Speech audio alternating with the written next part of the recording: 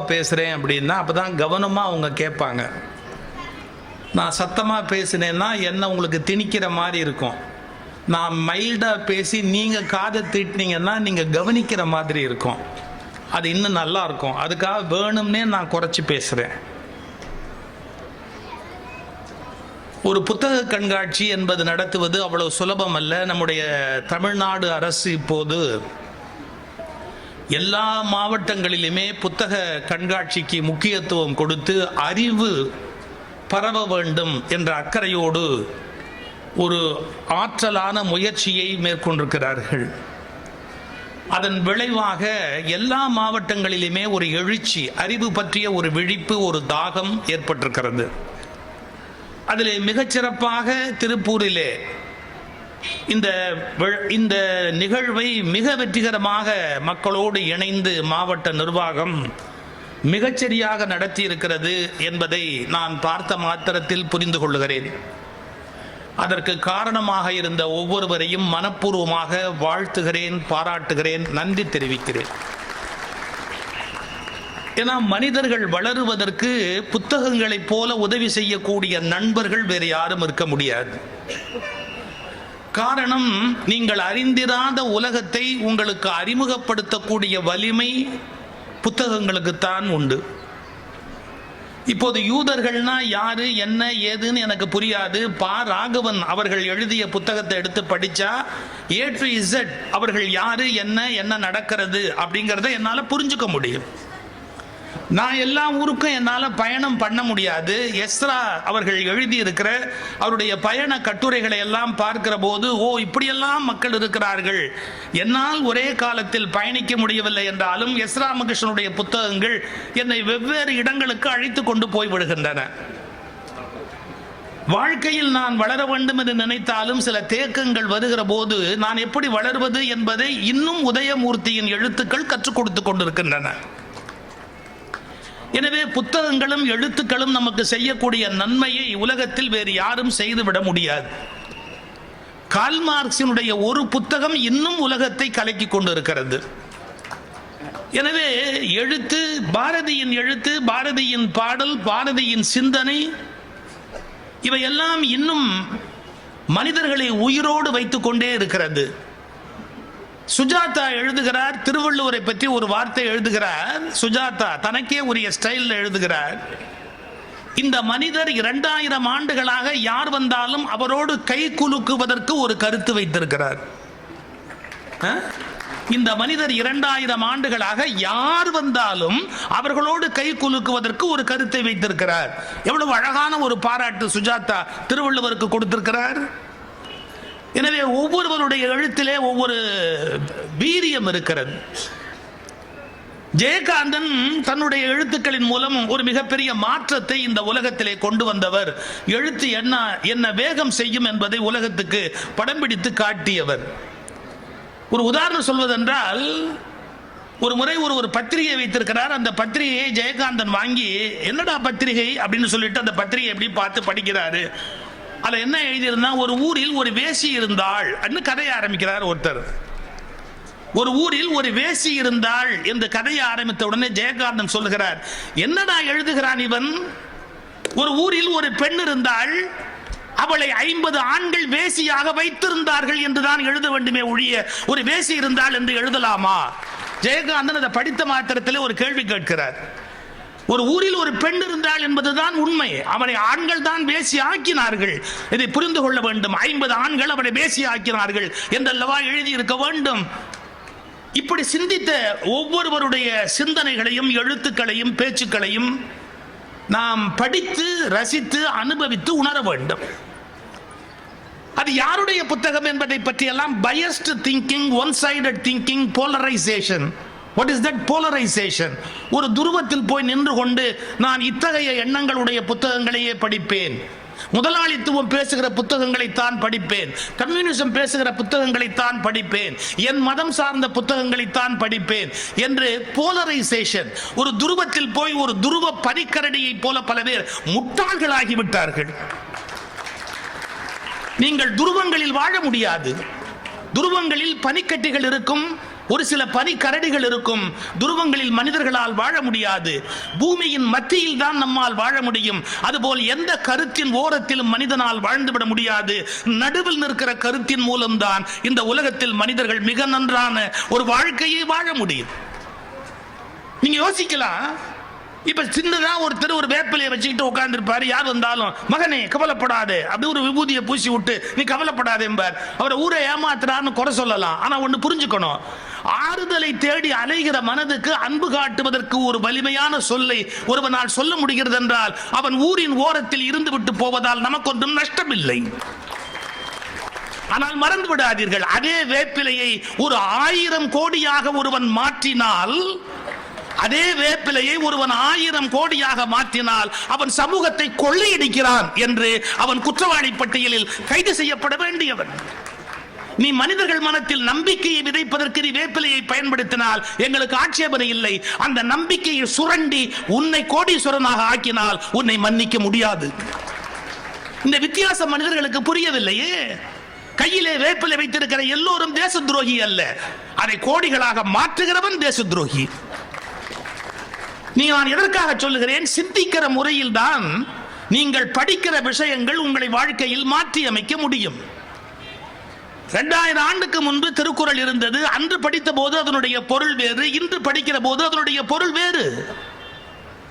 எனக்கு சொல்லிக் கொடுக்கிற போது தமிழாசிரியர் எப்படி சொல்லிக் கொடுத்தார், நெருநல் உளன் ஒருவன் இன்றில்லை என்னும் பெருமை உடைத்து இவ்வுலகு என்பதை நிலையாமை தத்துவத்தை புரிய வைப்பது என்று சொல்லிக் கொடுத்தார். நிலையாமை என்றால் என்ன? நேற்று இருந்த ஒருவன் இன்றைக்கு இல்லாமல் போய்விட்டான், அது இந்த உலகத்துக்கு பெருமை. இது நம்ப முடியுமா? ஒருத்தர் செத்து போறது பெருமையா? இப்ப நான் ஒரு வீட்டுக்கு போறேன், அந்த இவர் வீட்டுல ஒரு படம் மாட்டிருக்கு, படத்தை தொங்க விட்டுருக்கிறான். அவரையே தொங்க விடணும்னு ஆசை, முடியல, படத்தை யாரு தொங்க விடுவோம் தொங்க விட்டுருக்கிறான். அவருக்கு ஒரு மாலை போட்டிருக்கிறான், அவருக்கு கீழே அவன் எழுதியிருக்கிறான் தோற்றம் 1900 சில்லறை, மறைவு 1900 சில்லறை. ஏன்னா அவன் சில்லறை சேர்க்கறதுக்குனே பிறந்து வாழ்ந்தா. தோற்றம் 1900 சில்லறை, மறைவு 1900 சில்லறை. அதுக்கு மட்டும் இல்ல, ஒரு கொத்து ஊதுபத்தி குத்தி வச்சிருக்கிறான். அந்த ஊதுவத்தி எப்படின்னா, செத்தவன் தான் ஊதுவத்தியை சகிச்சுக்க முடியுமே ஒழிய உயிரோடு இருக்கிறவங்க சகிச்சுக்க கூடிய வாசனையே கிடையாது. செத்தவன் பிராண்ட் ஊதுவத்தினே ஒண்ணு வச்சிருக்கிறான். அந்த ஊதுவத்தியை குத்தி வச்சிருக்கிறான். நான் கேட்கிறேன், இவர் யாரு அப்படின்னு. எங்க வீட்டுல பெரியவர், அப்புறம் பிறந்தாரு, அப்புறம் வளர்ந்தாரு, கல்யாணம் பண்ணாரு, அப்புறம் செத்து விட்டாரு. அவர் இந்த ஊருக்கு பண்ண நன்மை ஒரே ஒரு நன்மை, செத்ததுதான். இந்த ஊரை விட்டு போனார் பாருங்க, அதுதான் ஒரு உலகத்துக்கு பண்ண பெரிய நன்மைன்னு. இப்ப நீங்க சிரிச்சீங்களே, அந்த திருக்குறளுக்கு அப்படி அர்த்தம் பண்ணா அதே தான் அர்த்தம். நெருநல் உளன் ஒருவன் இன்று இல்லை என்னும், நேற்றைக்கு இருந்தவன் இன்றைக்கு இல்லை என்னும் பெருமை உடைத்து இவ்வுலகு. அந்த அதுல என்ன சார் பெருமை இருக்கு? நேற்றுக்கு இருந்தவர் செத்துக்கிட்டார்னு சொல்றதுல என்ன பெருமை இருக்கு? இப்ப வாணிஜெயராம் வாழ்ந்தார், வாழ்ந்த போது அவருக்கு வாழ்க்கை பெருமையா? அவர் மரணம் அடைந்தார் என்பது பெருமையா? அப்ப திருவள்ளுவர் அப்படி எழுதுவாரா? நெருநல் உளன் ஒருவன் இன்றில்லை என்னும் பெருமை உடைத்து இவ்வுலகுன்னா அதை எப்படி அர்த்தம் பண்ணணும் சார்? நீங்க நேற்றுக்கு சந்திச்சீங்கன்னு வச்சுங்க ஒரு மனுஷரை, ஆமா, இன்னைக்கு மறுபடியும் சந்திக்கிறீங்கன்னு வச்சுங்க, ஆமா. நெருநல் உளன் ஒருவன், நேற்றைக்கு பார்த்த மனிதனாக இன்றைக்கு அவர் இருப்பார் என்று நம்புகிறீர்களா? இல்லை. சில கருத்துக்கள் அவருக்குள் போயிருந்தால் அவர் வேறு மனிதனாக மாறிவிடுவார் என்று பெருமை உடையது இவ்வுலகு. நீங்க சரியா புரிஞ்சுக்கிறதுன்னு சொன்னா, துளசிதாசர் காமம் உடையவரா இருந்தாரு. தன்னுடைய காமத்தை தீர்த்துக்கிறதுக்காக மனைவி வீட்டுக்கு போறேன்னு அவங்க வீட்டு மரத்துல தொங்கின மலைப்பாம்பை பிடிச்சி வீட்டுக்குள்ள குதிச்சு மனைவி முன்னாடி போய் நின்று, நான் உன் மேல அவ்வளவு கொள்ள ஆசை வச்சிருக்கிறேன் அப்படின்னு பேசினாரு. இதை எதிர்பார்த்து தான் எல்லா பெண்களுமே உலகத்துல வாழ்றாங்க. இது மாதிரி ஒரு டயலாக் ஆம்பளை டெய்லி விடணும், நான் உன் மேல உயிரையே வச்சிருக்கிறேன்னு. அப்பதான் அவங்க அதை எடுக்க முடியும். எது? அந்த உயிரை, உன் மேல உயிரையே வச்சிருக்கிற அப்படின்னு சொல்லணும்னு எதிர்பார்க்கிறாங்க. நல்ல கவனிங்க, அவ்வளவு மோகத்துல வந்து நிக்கிறார் துளசிதாசர். அந்த அம்மா ஒரு கேள்வி கேட்டா, உனக்கு அறிவு இருக்கு? நாளைக்கு இறந்து போனா எலும்பும் கூடுமா, கொண்டு போய் அடுப்புல வைக்க போற இந்த உடம்பை பத்தி உனக்கு அவ்வளவு காமம் இருக்கு, அதை விட நீ நிரந்தரத்தை பத்தி சிந்திக்க மாட்டியா அப்படின்னு ஒரு கேள்வி கேட்டா பாருங்க. பெர்மனன்சிங்கிறத பத்தி யோசிக்க மாட்டியா அப்படிங்கிற ஒரு கேள்வியை கேட்டா பாருங்க. பழின்னு துளசிதாசர் மாறினாரு, அவருக்கு ஞானம் பிறந்தது, வெளியே வந்தாரு. நெருநல் உளன் ஒருவன் இன்று இல்லை என்னும் பெருமை உடைத்து இவ்வுலகு, அப்படி அர்த்தம் பண்ணணும். நீங்க யாரையுமே நேத்திக்கு பார்த்த மாதிரி இன்னைக்கு அவர் இருப்பாரு ஜட்ஜ் பண்ணாதீங்க. ஓஷோ கிட்ட ஒருத்தர் கேட்கறான், நீ ஒரு 3 வருஷத்துக்கு முன்னாடி பேசும்போது அப்படி சொன்ன, இப்ப நீ வேற மாதிரி சொல்ற. ஆமா. Are you not contradicting yourself? உன்னை நீயே மாத்தி பேசுறியே. Are you not contradicting yourself அப்படின்னு கேட்டான். Of course I am contradicting myself. What is wrong in it? Osho கேட்கிறார், அதுல என்ன தப்பு இருக்குது அப்படின்னு கேட்டாரு.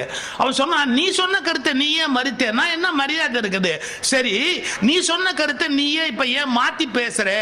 why are you talking like that ன்னு கேட்டான். அவர் சொன்ன பதில் ஆச்சரியமான பதில். I am changing my ideas because I am alive அப்படின்னாரு. நான் உயிரோடு இருக்கிறேன். அடுத்த வார்த்தை சொன்னது செருப்பால் அடிச்ச மாதிரி ஒரு வார்த்தை சொன்னார். செத்தவர்கள் தான் தங்கள் கருத்தை மாற்றிக்கொள்ள முடியாது, உயிரோடு இருப்பவர்களால் தங்கள் கருத்தை மாற்றிக்கொள்ள முடியும். இன்னைக்கு சொல்ற சில பேர் கருத்தை மாத்திக்க முடியலன்னு சொன்னா அவன் செத்தவனுக்கு சமம். உயிரோடு இருப்பவன் தன் கருத்துக்களில் வளர்ந்து கொண்டே போக வேண்டும். அதுதான் நெருநல் உளன் ஒருவன் இன்று இல்லை என்னும் பெருமை உடைத்து இவ்வுலகு. ஒரே நதியில் 2 முறை கால் நனைக்க முடியாது என்று ஒரு பொன்மொழி உண்டு. நீங்க ஒரே நதியில போய் கால் வைக்க முடியுமா? முடியாது. ஏன்னா நதி ஓடிக்கொண்டே இருக்கிறது. நீங்க கால் வச்ச போது இருந்த தண்ணி இப்ப இல்ல, அது போய் வேற தண்ணி வந்துருச்சு. அது அதே நதியா? எப்படி ஒரே நதியில் ஒருவன் கால் வைக்க முடியாதோ அப்படி ஒரே கருத்தோடு ஒருவன் தன் உயிர் உள்ள வரை வாழ முடியாது. முட்டாள்கள் வேண்டுமானால் கருத்தில் மாற்றம் இல்லாமல் வாழ முடியும். நேற்றைய நம்முடைய கருத்து தவறு என்று கண்டுபிடிக்கிற போதுதான் உண்மையான வளர்ச்சி என்பது ஒருவனுக்கு நிகழ்கிறது. நான் நேற்றுக்கு பேசுறது நான் இன்னைக்கு மாத்தி பேசுறதா அப்படின்னு கேட்டா, மாத்தி பேசுறான்னு பொருள் இல்ல. நேற்றுக்கு நான் முட்டாளா இருந்தேங்கிறத ஒத்துக்கிறேன். அரிதோறும் அறியாமை கண்டற்றால் திருவள்ளுவர். நான் முட்டாளா இருந்திருக்கிறேன் ஒரு காலகட்டத்தில். முட்டாள்ல இருந்து அறிவாளி ஆகிறேன், அறிவாளியில இருந்து ஞானி ஆகிறேன், ஞானியில இருந்து தெய்வம் ஆகிறேன். அது ஒரு பயணம், வாழ்க்கை ஒரு பயணம். அது தேங்கிய குட்டை அல்ல. அதுக்கு என்ன வழி இருக்கிறது அப்படின்னா, கற்பதும் கற்ற வழி நிற்பதும் என்று திருவள்ளுவர் கற்றுக் கொடுத்தார். கற்க, கசடு அற, கற்பவை கற்ற பின் நிற்க அதற்கு தக. படி, படிச்சத உள்ள வாங்கு, அப்புறமா அது வழியா நின்னு பாரு அப்படின்னார். மன்னிச்சுக்குங்க, திருப்பூர்ல இப்ப நிறைய பேர் புத்தகம் வாங்கினீங்கன்னு பாராட்டினாங்க, சொன்னாங்க. எனக்கு மகிழ்ச்சியா இருக்கு. படிக்கிற பொறுமை நமக்கு ரொம்ப குறைச்சல். ஒரு சின்ன எக்ஸாம்பிள் சொல்றேன். ஒரு தடவை நான் முதல் தடவையா 30 வருஷத்துக்கு முன்னாடி அமெரிக்கன் எம்பசியில விசா வாங்குறதுக்காக போறேன். அமெரிக்கன் எம்பசில விசா வாங்குறதுக்கு போகும்போது என்னுடைய பயோடேட்டா ஃபுல்லா கம்ப்ளீட்டா பிரிண்ட் பண்ணி பல இடங்கள்ல நான் பேசினது அதெல்லாம் அடையாளம் போட்டு as a speaker I am going to America அப்படிங்கிறதுக்கு எஸ்டாப்ளிஷ் பண்றதுக்கான ஒரு ப்ரூஃப். அந்த ப்ரூஃபை ஒரு ப்ரோஷர் மாதிரி போட்டு அதை அந்த இன்டர்வியூ பண்ற ஆஃபீஸரையும் அந்த விசா கொடுக்குற ஆஃபீஸர்கிட்ட நான் கொடுக்குறேன். சார், நீங்க நம்புனா நம்புங்க, பொறுமையா முதல் வரியிலேருந்து கடைசி வரி வரைக்கும் அது 5 பக்கம் இருக்கு. 5 பக்கத்தை முழுசா அந்த ஆள் நிதானமா படிச்சான். அவன் தான் ஆஃபீஸர். முதல் பக்கத்தை பார்த்துட்டு அப்படியே 4வது பக்கத்தை பார்த்துட்டு அப்படியே 5வது பக்கத்தை பார்த்தா என்ன ஆகுங்கிறது தெரியாது. முதல் வரியிலேருந்து 5வது பக்கம் வரைக்கும் எல்லாத்தையும் முழுக்க பார்த்துட்டு இப்படி என்ன பார்த்து ஒரு கேள்வி கேட்டான். ஆர் யூ சோ ஃபேமஸ் அப்படின்னா, அடுத்த செகண்ட் உள்ள அந்த எம்பசில தமிழர் ஒருத்தர் வேலை பார்க்கிறாரு. அவரை இப்படி கூப்பிட்டு, is he very famous in Tamil Nadu அப்படின்னு. எஸ் சார், அவர் சன் டிவியில் வருவார், இந்த நாள் இனி நாள்லாம் பேசுவார், இஸ் வெரி ஃபேமஸ் தான். என்ன ஒரு கேள்வி கேட்குறேன், ஏன் நீ அமெரிக்கா போறேன்னு இம்சையே பண்ணல, போய் உட்காந்து விசா கொடுக்குறேன். சார், ஒரு பேப்பர் கொடுத்தா அதை முழுசா படிக்கணும் இல்ல? நான் மன்னிச்சுக்கங்க, கல்யாண பத்திரிகை கொண்டு போய் ஒருத்தர் வீட்டில் கொடுங்க, கொடுத்த உடனே கேட்பான், யாரு கல்யாணம், என்னைக்கு கல்யாணம், 7ஆம் தேதியா, முகூர்த்தம் எத்தனை மணிக்கு, நாயே இதெல்லாம் கேட்காதேன்னு தான் அச்சடிச்சு கொண்டாந்து கையில் கொடுத்தான். பத்திரிகை கொண்டாந்து கையில் கொடுத்துருக்கிறான், எது கொடுத்துருக்கிறான், படின்னு தானே கொடுத்துருக்கிறான். நீ மெதுவா எல்லாத்தையும் படிக்க வேண்டியது தானே. எல்லாத்தையும் அவனையே திருப்பி நீ கேட்டுக்கிட்டு இருக்கிறன்னா என்ன அர்த்தம்? மன்னிச்சுக்கங்க, ஒரு அடி இருக்கிற காகிதத்தை படிக்கவே பொறுமை இல்லாத சமூகத்தில் லட்சக்கணக்கான புத்தகத்தை எழுதிய எழுத்தாளர்களை கோயில் கட்டி கும்பிட வேண்டும். இப்போ ஒன்று சொல்லட்டுமா, படிக்கலன்னா என்ன நடக்கும்ங்கிறதுக்கு ஒரு கேஸ் இன்சிடென்ட் சொல்லட்டுமா? ஒரு கேஸ் நடக்குது கோர்ட்ல. Accused number 1, accused number 2. அந்த கேஸ் முடிஞ்ச உடனே ஜட்ஜ்மெண்ட் எழுதியிருக்காரு ஜட்ஜு. லாஜிக்கலா எல்லா ரீசனையும் எழுதிட்டு, so I release accused number 1 from this case. Is acquitted அப்படின்னு போட்டு எழுதி இருக்கிறாரு. லாஸ்ட் பேரா, அந்த லாஸ்ட் பேராவை ஜெயிலுக்கு அனுப்பிச்ச போது இது பாருங்க, so I release accused number 1 அப்படிங்கறத படிச்சிட்டு ஜெயிலர் அக்யூஸ் நம்பர் 1 ரிலீஸ் பண்ணிட்டாரு. அதுக்கப்புறம் ஒரு பேராகிராஃப் எழுதி இருக்கிறாரு, அதை அவர் படிக்கல. அக்யூஸ் நம்பர் 2 உள்ள இருக்கிறாரு. அக்யூஸ் நம்பர் 2 உள்ள இருக்கிறாருன்னு தெரிஞ்சு பல பேர் வருத்தப்பட்டு அவரை போய் பார்க்க போன மாதிரி 3-4 மாசம் கழிச்சு வேற ஒருத்தர் அவரை பார்க்க போன போது, ஏண்டா உன்னை எப்படிடா உள்ள வச்சாரு, எப்படிடான்னு அந்த ஜட்ஜ்மெண்ட் ஆர்டர் வாங்கி பார்த்தா நீங்க நம்ப கூட மாட்டீங்க. அந்த பேராவோட எண்ட்ல என்ன எழுதியிருக்கிறாரு ஜட்ஜ்னு கேட்டா, அக்யூஸ் நம்பர் 1க்கு நான் கொடுத்த எல்லா ஆர்குமெண்ட்டும் அக்யூஸ் நம்பர் 2க்கும் பொருந்தும். என்னங்க அர்த்தம்? நான் அக்யூஸ் நம்பர் 1க்கு நான் சொன்ன எல்லாமே அக்யூஸ் நம்பர் 2க்கும் பொருந்தும். So he is also released. 8 மாச காலம் ஜெயில இருந்தார். எதனால? ஒரு பேராகிராஃப் ஒரு ஆபீசர் படிக்காம விட்டதால 8 மாச காலம் ஜெயில இருந்தாரு. 8 லட்சம் ரூபாய் காம்பன்சேஷன் கொடுத்தாங்க. Will you believe it? 8 லட்சம் ரூபாய் ஒரு பேரா அவர் படிக்காம போயிட்டதால 8 லட்சம் ரூபாய் காம்பன்சேஷன் கேட்டு வாங்கி 8 மாசம் எக்ஸ்ட்ராவா ஜெயில இருந்திருக்காரு. அவரு வைக்கலாமா? ஒரு பேப்பர் கொடுத்தா அந்த பேப்பரை உச்சந்தலையில இருந்து உள்ளங்கால் வரைக்கும் முழுசா படிக்கணும். பிட்டு பிட்டா படிக்கிறது, நுனிப்புல் மேயற மாதிரி படிக்கிறது, தெரியாமையே லேசா தெரிஞ்ச விஷயத்தை பத்தி பேசுறது ஆபத்து. நீங்க எப்ப முழுசா படிக்கிற பழக்கத்தை ஏற்படுத்திக்கிறீங்களோ அப்பதான் முழுமையான ஞானத்தை பெற முடியும். பாரதி ஒரு வார்த்தை சொல்றான், சில விஷயங்கள் உண்மை போல் தெரியும், அவை உண்மைதான், ஆனால் உண்மையை விட ஆழமானது முழு உண்மைங்கிறார். அது என்ன முழு உண்மை? நீ இன்னும் கொஞ்சம் உள்ள போனாதான் அதனுடைய முழு உண்மை என்னங்கிறதையே உன்னால கண்டுபிடிக்க முடியும். நம்மளுக்கு படிக்கிறதுலயே பொறுமை இல்லைன்னா மிஞ்சி போனா நியூஸ் பேப்பர் படிப்பாங்க, அதுவும் அடுத்தவன் செலவுல படிப்பாங்க. சில பேர் பஸ்ல போகும்போது பேப்பர் இப்படி வச்சிருந்தா நாம காசு கொடுத்து பேப்பர் வாங்குறோம், அவன் கழுத்தை நம்ம தோள் மேல வச்சுக்கிறான். அவன் கழுத்தை நம்ம தோள் மேல வச்சுக்கிட்டு நம்ம கிட்ட இருக்கிற புத்தகத்தை படிக்கிறான். இதுல வேற சில பேருக்கு கங்கை ஒரு புறம் காவிரி ஒரு புறம் வேற, இதையும் சேர்த்து கங்கை காவிரி இணைப்பு திட்டத்தை நம்ம கிட்ட நிறைவேற்றுறா. அப்புறம் படிச்சுக்கிட்டே இருக்கும்போது எரிச்சல்ல என்ன ஆகி போச்சு, ஒரு தடவை ஒருத்தர் இந்த மாதிரி தோல்ல சாஞ்சு பேப்பர் ஓசி பேப்பர் படிச்ச உடனே எரிச்சல்ல பேப்பரை மூடின உடனே அவன் கேட்டான் பாருங்க ஒரு கேள்வி, பேப்பர்ல என்ன போட்டிருக்கான்? இவனே கேட்டான் பேப்பர்ல என்ன போட்டிருக்கான்னு. இவன் எரிச்சல்ல சொன்னா ஓசி பேப்பர் படிச்சா 1 மாசம் ஜெயில்னு போட்டிருக்கான். அதுக்கு அவன் சொன்னா பாருங்க ஒரு பதில், எந்த மாசத்துல இருந்து இது அமலுக்கு வருதுன்னா, அது வரைக்கும் படிக்கலாமேன்ற ஐடியால படிக்கணும் சார். ஆழமா படிக்கணும், அகலமா படிச்சா மட்டும் போராது, ஆழமா படிக்கணும். என்னென்ன மாதிரியான புத்தகங்கள் இருக்கோ அதை படிக்கணும். அது மட்டும் இல்ல, படிச்சு புரிஞ்சு படிப்பு கல்வியா மாறணும், கல்வி அறிவா மாறணும், அந்த அறிவு வாலறிவா மாறணும். வாலறிவுன்னு ஒரு வார்த்தை பயன்படுத்துறாரு திருவள்ளுவர், அது ஞானம்ங்கிற வட சொல்லுக்கான நல்ல மொழிபெயர்ப்பு வாலறிவு அப்படிங்கிறது. புரியுதா? நாலேஜ் அப்படிங்கிறதுக்கான மொழிபெயர்ப்பு அறிவு, ஆனா ஞானம் அப்படிங்கிற வடமொழி சொல்லுக்கான நல்ல தமிழ் மொழிபெயர்ப்பு வாலறிவு. அது ஒரு பக்கம் அப்படியே இருக்கட்டும். நீங்க முதல்ல படிக்கணும், படிச்சது போராது, அதை கற்கணும். கற்பது வேறு, படிப்பது வேறு. வித்தியாசம் இருக்கா இல்லையா? ரயில்ல நான் போறேன், எதிர் சீட்ல ஒருத்தர் உட்கார்ந்து இருக்கிறாரு, நான் ஏதோ ஒரு வார பத்திரிகை ஒரு மாச பத்திரிகை இதெல்லாம் பொழுது போகணுமே அப்படிங்கிறதுக்காக அப்படி நான் வச்சு படம் பார்த்துட்டு உட்கார்ந்துருக்கிறேன். அவர் கேட்கிறாரு, அந்த பத்திரிகை கொஞ்சம் கொடுங்க பார்த்துட்டு தரேன். நல்ல கவனிங்க, பத்திரிகை கொடுங்க பார்த்துட்டு தரேன். ஏன்னா பார்க்கறதுக்கு தான் அதுல விஷயம் இருக்கு, படிக்கிறதுக்கு அதுல ஒரு மண்ணும் இல்லை, படிக்கிறதுக்கு இல்லை, அதனால பார்த்துட்டு தரேன் அப்படிம்பாரு. கொஞ்சம் ஆழமான புத்தகம் திருக்குறள் வச்சிருந்தேன்னா பார்த்துட்டு தரேன் பாரு, இல்லாட்டி வால்கா முதல் கங்கை வரை வச்சிருந்தா பார்த்துட்டு தரேன் பாரு, இல்லாட்டி நீங்க வேற ஆழமான நூல்கள் தத்துவம் சார்ந்த நூல்களை எல்லாம் உள்ள வச்சிருந்த இந்திய தத்துவ ஞானம் ராதாகிருஷ்ணனுடைய மொழிபெயர்ப்பு புத்தகத்தை கையில வச்சிருந்தா பார்த்துட்டு தரேன் பாரு, படிச்சுட்டு தரேன் பாரு. வித்தியாசம் பாருங்க, பார்த்துட்டு தரேன் படிச்சுட்டு தரேன். படிச்சா போராது, இதை வாங்கி வீட்டுல போய் கற்று, படித்தலை விட இன்னும் ஆழமான ஸ்டேஜ் ஒன்று இருக்கு, அது கற்றல். கற்றலுக்கும் படித்தலுக்கும் என்னங்க வித்தியாசம்? நீங்க சாப்பிடுறீங்கல்ல, சாப்பிட்ட எல்லாமே உணவு உங்களுக்குள்ள போறது இல்ல, எது ஜீரணமாச்சோ அதுதான் உள்ள போகுது. நீங்க சாப்பிடுற மாதிரி படித்தல், ஜீரணமாகிற மாதிரி கற்றல்,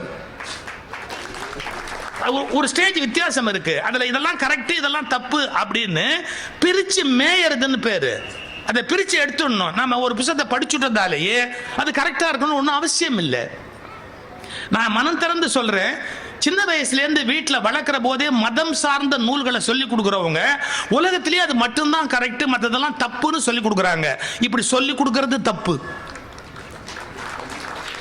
தயவுசெய்து சொல்றேன், அது தப்பு. மதம் சார்ந்த நூல்களை சொல்ற போது இப்படி இந்த மதத்தில் சொல்லப்பட்டிருக்கு, இது நம்ம மதம், நீ மற்ற மதத்தினுடைய நூல்களையும் எடுத்து பாரு, அவங்க என்ன சொல்றாங்கிறத யோசி, உன்னுடைய அறிவை பயன்படுத்தி எது நல்லது கெட்டதுன்னு நீயே ஒரு தீர்மானத்துக்கு வா அப்படின்னு சிந்திக்கிற பழக்கத்துக்கு பிள்ளைகளை வளர்க்கணும். நீ முடிவு பண்ணு அப்படின்னு சிந்திக்கிற பழக்கத்துக்கு பிள்ளைகளை வளர்க்கணும். நம்ம இம்ப்ளிமெண்ட் பண்றது இல்லாட்டி என்ஃபோர்ஸ் பண்றது, திணிக்கிறது இருக்கு பாருங்க, அது நல்ல வகையான ஒரு பழக்கம் இல்லை. மன்னிச்சுக்கங்க, நான் எந்த தனிப்பட்ட மதத்தையும் சொல்லல. எல்லா மத குருமார்களும் இளம் பிள்ளைகளை குறிவைத்து அவர்களை சிந்திக்க முடியாதவர்களுப்படி ஆக்க வேண்டும் என்று விரும்புகிறார்களே ஒழிய அவர்கள் அறிவாளியாவதற்கு சொந்தமாய் சிந்திக்க வேண்டும் என்பதை சொல்லித் தருவது இல்லை. நம்ம சொன்ன உடனே கோவப்பட்டுருவோம், ஒரு விஷயத்துல கோவப்பட்டுருவோம். ஆனா ஆழமா சிந்திச்சாதான் அதுல என்ன உண்மை என்ன பொய்ங்கிறத நம்ம கண்டுபிடிப்போம்.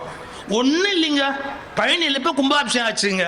ஒன்று நம்ம ஊரில் இருக்கிற 4 பேர் சொல்கிறோம் ஆகம விதிப்படி அந்த கும்பாபிஷேகம் நடக்கலை, ஆகம விதிக்கு மீறலாம்னு. நல்லா தெரிஞ்சுக்கோங்க, பழனி கோயில் பிரதிஷ்டையே சித்தர்களால் பண்ணப்பட்டது. அங்கே இருக்கிற முருகனுடைய பேரே சித்தர்நாதன், சித்தநாதன் அப்படின்னு பேரு. அவருக்கு வேல் மயில் கிடையாது, தண்டாயுதத்தை ஊனி இருக்கிற தண்டபாணி, கௌபீனம் கட்டி இருக்கிற துறவி, அவர் ஒரு சித்தர். சித்தருக்கு ஆகம பிரதிஷ்டை கிடையாது. சித்தர்களால் பிரதிஷ்டை செய்யப்பட்ட சித்தர்கள் பிரதிஷ்டைக்கு ஆகமமே கிடையாது. எவன் படிச்சான்? நீங்களா போய் ஒரு கோயிலை கட்டி அதுல நீங்க பிரதிஷ்டை பண்ணி இருந்தீங்கன்னா, தனி மனிதன் ஒரு கோயிலை கட்டி பிரதிஷ்டை பண்ணியிருந்தானா அதுக்கு ஆகமம் ரூல் செல்லுபடி ஆகும். சித்தர்களால் பிரதிஷ்டை செய்யப்பட்டதுக்கும் சமாதி கோயில்களுக்கும் ஆகமம் செல்லுபடி ஆகாது. எவனாவது கவலைப்பட்டானா? இதை பத்தி தனக்கு பேச தகுதி இருக்குன்னு யோசிச்சானா? அவனுக்கு என்ன தெரியும் அதை பத்தி அவன் கவலைப்படவே இல்லை. இது ஆகமத்துக்கு விரோதம், இது ஆகமத்துக்கு விரோதம், ஆகமத்துக்கு விரோதம். நீ எத்தனை ஆகமம் படிச்ச? ஒரு ஆகமத்தையாவது முழுசா படிச்சு காட்டு. நீ முழுசா படிச்சு காட்டிட்டு பாப்போம். அப்ப என்ன அர்த்தம்? என்ன வேணாலும் பேசுறது, தெரியுதா தெரியலையா, படிச்சமா படிக்கலையா, அதை பத்தி கவலைப்படாம பேசுறது. சென்சேஷனல், அப்படியே உணர்ச்சியை தூண்டணும் அப்படின்னு நினைக்கிறது. மன்னிச்சுக்கங்க, நமக்கு விருப்பு வெறுப்பு இருக்கக்கூடாது. சயின்டிபிக்கா மரபுப்படி சொல்லப்பட்ட நல்ல விஷயம் எது, தீய விஷயம் எதுன்னு அதை எடுத்து படிக்கிறதுக்கு நம்ம முதல்ல பழகணும். சார் சில விஷயங்கள் சொன்னா கான்ட்ரோவர்சி ஆகுது, ஆனா புரிஞ்சுக்கணும், கான்ட்ரோவர்சி ஆகிறதுக்கான காரணம் என்னன்னு கேட்டீங்கன்னா பையஸ்ட் திங்கிங். திங்க் பண்ணும் போதே பையஸ்டா திங்க் பண்ணா அது கான்ட்ரோவர்சி ஆகும். எனக்கு பிடிக்குதோ பிடிக்கலையோ அதை நான் நிதானமா கவனிக்கணும். இப்போ திருப்பூர் குமரன் கொடி எடுத்தது பிரிட்டிஷ் ஆட்சி காலத்துல தவறு. இன்னைக்கு கொடி எடுத்ததுதான் ஒரு மனிதனுடைய சரியான இந்திய தேச பக்திக்கு அடையாளம். செயலை கொண்டு முடிவு செய்ய முடியாது, காலத்தின் சூழலை கொண்டு செயலை தீர்மானிக்க வேண்டி இருக்கிறது. பிரிட்டிஷ் காலத்துல எது தப்போ அது இந்த காலத்துல பெருமைக்கு உரிய ஒன்று. நான் தேச கொடியை குத்திக்கிட்டு போறேன் இல்லையா? அப்போ திருப்பூர் குமரனுடைய செயல் தவறு அப்படின்னு விமர்சிக்க முடியாது. அந்த காலகட்டத்தில் தவறு, இந்த காலகட்டத்தில் அது மிகவும் பெருமைக்குரிய விஷயம். காலத்தை பொறுத்து கருத்தின் மாற்றம் ஏற்பட்டிருக்கிறது. புரிஞ்சுக்கணுமா இல்லையா? இந்த யோசனையே நமக்கு இல்லாம ஒரு 4000 வருஷத்துக்கு முன்னாடி எவனா சொன்னதை எடுத்து வச்சுக்கிட்டு அந்த காலத்துல சொல்லிட்டாங்க, அந்த காலத்துல சொல்லிட்டாங்க, அந்த காலத்துல சொல்லிட்டாங்க அப்படின்னா காலத்தை பொறுத்தது அல்ல, மாற்று சிந்தனைகளை பொறுத்து உலகம் மாறுகிறது. கல்வி அறிவாக மாறுகிற போது, படித்த படிப்பு கல்வியாகி கல்வி அறிவாக மாறுகிற போது மாற்றங்கள் நிகழ்வது என்பது தவிர்க்க முடியாதது. சார் ஒரே மாதிரி தானே சார் பிஏ பிஎல் படிச்சுட்டு ஹைகோர்ட்லயும் ஜட்ஜி உட்கார்ந்து இருக்கிறாரு, சுப்ரீம் கோர்ட்லயும் பிஏ பிஎல் படிச்சுட்டு தானே சார் ஜட்ஜி உட்கார்ந்து இருக்கிறாரு. அது எப்படி சார் ஹைகோர்ட் ஜட்ஜ்மெண்ட்டை சுப்ரீம் கோர்ட் ஜட்ஜு இது செல்லாதுன்னு வெளியே தள்ளுறாரு? அப்போ அவர் வேற ஆங்கிள் பார்க்கிறாருன்னு அர்த்தம் இல்லை, அவர் ஏதோ வேற ஒரு கோணத்துல பார்க்கிறாரு. சரி, 5 ஜட்ஜி ஒன்னா உட்கார்றாங்க, 4 ஜட்ஜி ஒன்னு திங்க் பண்ணும்போது ஒருத்தர் இது சரியில்லைன்னு முடிவு பண்றாரு. 5 பேருமே பிஏ பிஎல் தானே சார்? அப்ப நம்ம சட்டம் தெளிவா இல்லைன்னு அர்த்தமா? இல்ல. எப்போதும் சட்டங்கள் முக்கியம் அல்ல, இன்டர்பிரேஷன், அதற்கு நீங்கள் தருகிற விளக்கங்களும் வியாக்கியானங்களும் தான் முக்கியமே ஒழிய சட்டங்கள் ஒருபோதும் முழுமையான அறிவை கொடுத்து விட முடியாது. How do you interpret? அதை நீ எப்படி அதை சரியான எடுத்து உள்ள எடுத்து பூந்து வெளியே வர அப்படிங்கறத பொறுத்தது. ஒரு சின்ன உதாரணம் சொல்றேன், எளிமையா எல்லாரும் புரிஞ்சுக்கிறதுக்காக சொல்றேன். ஒரு காட்டுல ஒரு பழைய மண்டபத்துல ராத்திரி 2 பேரும் மாட்டிக்கிட்டான். பழைய காலம். ராத்திரி சாப்பிடலான்னு 2 பேரும் சாப்பாடு பொட்டலத்தை பிரிச்சான். அவருங்க கிட்ட ஒருத்தன் 5 சப்பாத்தி இருந்தது, ஒருத்தங்கிட்ட 3 சப்பாத்தி இருந்தது. சாப்பிடலான்னு அந்த பொட்டலத்தை பிரிச்சு அவன் 2 பேரும் பிளான் பண்ணி பொட்டலத்தை பிரிக்கிறான். ஒரு பெரிய பணக்காரர் ஓடியாந்தாரு, கோடீஸ்வரர், நம்ம ஜீவா மாதிரி ஓடி வந்தாரு ஒரு கோடீஸ்வரர். அவரும் வழியில மாட்டிக்கிட்டார், ராத்திரி இந்த காட்டுல மாட்டிக்கிட்டாரு. பிரதர் பிரதர் பிரதர் பிரதர், நான் பசியில் இருக்கேன், ஆனால் நான் ஒன்றும் எடுத்துட்டு வரல, பணம் வச்சிருக்கேன், நீங்கள் கேட்டால் எவ்வளோ வேணாலும் நான் பணம் கொடுப்பேன், ஆனால் சாப்பிடணும், எனக்கு நீங்கள் ஹெல்ப் பண்ணாதான் இப்போ நம்ம சாப்பிட முடியும் அப்படின்னு. சார் பணமெல்லாம் வேணாம் சார், சாப்பாட்டுக்கு பணமா இருக்கிறதா ஆளுக்கு பங்கு வச்சு சாப்பிடுவோம். 8 சப்பாத்தி இருக்கு, 3 பேர் உட்காந்துருக்கான், ஆளுக்கு 3ன்னு பிரிக்க முடியாது. ஏன்னா இப்போ 8 பேர் 8 சப்பாத்தி, 3 பேருக்கு எப்படி பிரிக்கிறது? உடனே இந்த வந்தார் பாருங்க, எது பசியில், அவர் யோசனை சொன்னார், எப்பவுமே எவனுக்கு அவசியமோ அவனுக்கு அறிவு அதிகமா வேலை செய்யும். ஏன்னா அவன் தானே he is in need இல்லையா? அவனுக்கு தான் அது என்ன பண்ணணுங்கிறது கரெக்டா தோணும், அந்த தேவையில் இருக்கிறவனுக்கு தோணும். உடனே அவர் சொன்னாரு, இதை என்ன பண்ணலாம், ஒவ்வொரு சப்பாத்தியுமே 3 துண்டா போட்டுடலாம். ரைட்டு, 8 3 24 ஆயிடுது. ரைட்டு, ஆளுக்கு 8 துண்டு சாப்பிட்டா எல்லாரும் ஈக்குவலா சாப்பிட்ட மாதிரி ஆயிடும். கரெக்ட். பிரிச்சாங்க, 8 3 24 எல்லாம் சாப்பிட்டாங்க. சாப்பிட்டுட்டு படுத்துட்டாங்க. காலம்பரம் அந்த பணக்காரர் எந்திரிச்சு போகும்போது என்ன பண்ணாரு, 8 பவுன் எடுத்து முன்னாடி வச்சுட்டு, பசியா இருந்த எனக்கு சாப்பாடு கொடுத்தீங்கல்ல, அதனால நான் உங்களுக்கு திருப்பி ஏதாவது கொடுக்கணும், நான் கொடுத்தா நீங்க வாங்க மாட்டீங்க, அதனால 8 பவுன் வச்சிருக்கிறேன், 2 பேரும் பிரிச்சு எடுத்துங்கன்ட்டு போயிட்டாரு. வச்சிருக்காரு, எழுதி வச்சுட்டு போயிட்டாரு. 2 பேரும் முழிச்சான். முழிச்ச உடனே இந்த 5 சப்பாத்தி கொடுத்தான் பாருங்க. அவன் சொன்னான், டேய் அவரை வச்சுட்டு போயிட்டாரா, நாம என்ன பண்ணலாம் அப்படின்னு கேட்டா, நான் 5 சப்பாத்தி கொண்டாந்தேன், நீ 3 சப்பாத்தி தான் நீ கொண்டாந்த. அவர் இப்ப 8 பவுன் வச்சிருக்கிறாரு, அதனால 5 பவுன் எனக்கு, 3 பவுன் உனக்கு, என்ன சொல்றேன்? அதெல்லாம் ஒண்ணு வேண்டியதில்லை, ஆளுக்கு 4 நாள்.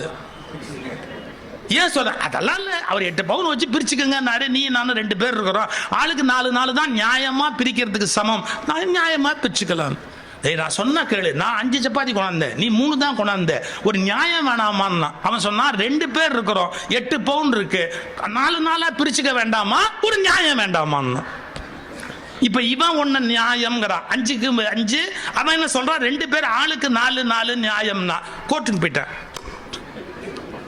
ஜட்ஜ்மெண்ட் கொடுத்தாரு, என்ன 5 கொண்டு வந்தவனுக்கு 7 பவுன் கொடுப்பா, 5 கொண்டு வந்தவனுக்கு 7 பவுன் கொடு, 3 கொண்டு வந்தானே அவனுக்கு 1 பவுன் கொடுன்னா. நீங்க இன்னைக்கு ஒன்று புரிஞ்சுக்கணும், கோர்ட்டுக்கு போகாம இருக்கிறதே புத்திசாலித்தனம்னு போயிட்டு வந்ததுக்கு அப்புறம் தான் பல பேருக்கு தெரியும்.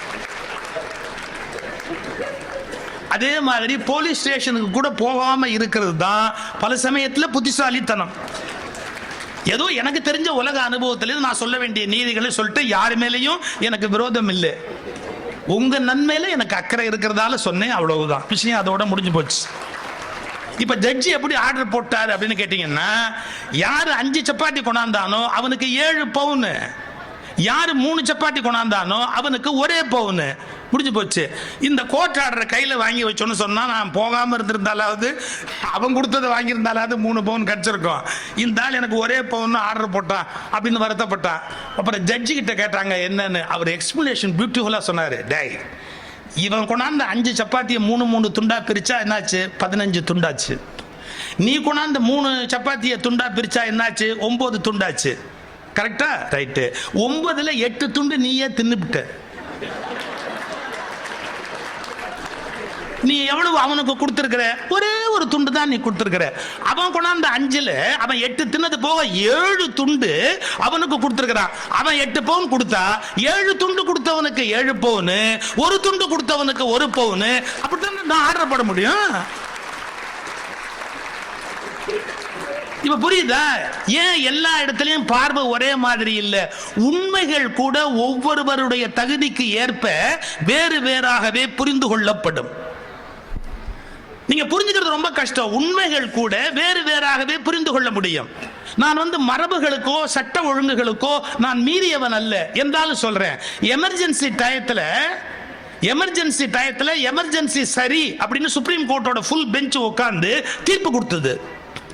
ஒரே ஒரு ஜட்ஜி கண்ணா, அந்த கண்ணாங்கிற ஜட்ஜி சொன்னார், no, constitution is more powerful than all government decisions. Constitution எமர்ஜென்சியை ஒத்துக்கவே இல்லை, அதனால இந்த எமர்ஜென்சி தப்புன்னாரு. யார்? ஒரே ஒரு ஜட்ஜி ஃபுல் பெஞ்ச் உட்கார்ந்து என்ன கொடுக்குது? கான்ஸ்டிடியூஷன் கரெக்ட்னு கொடுக்குது.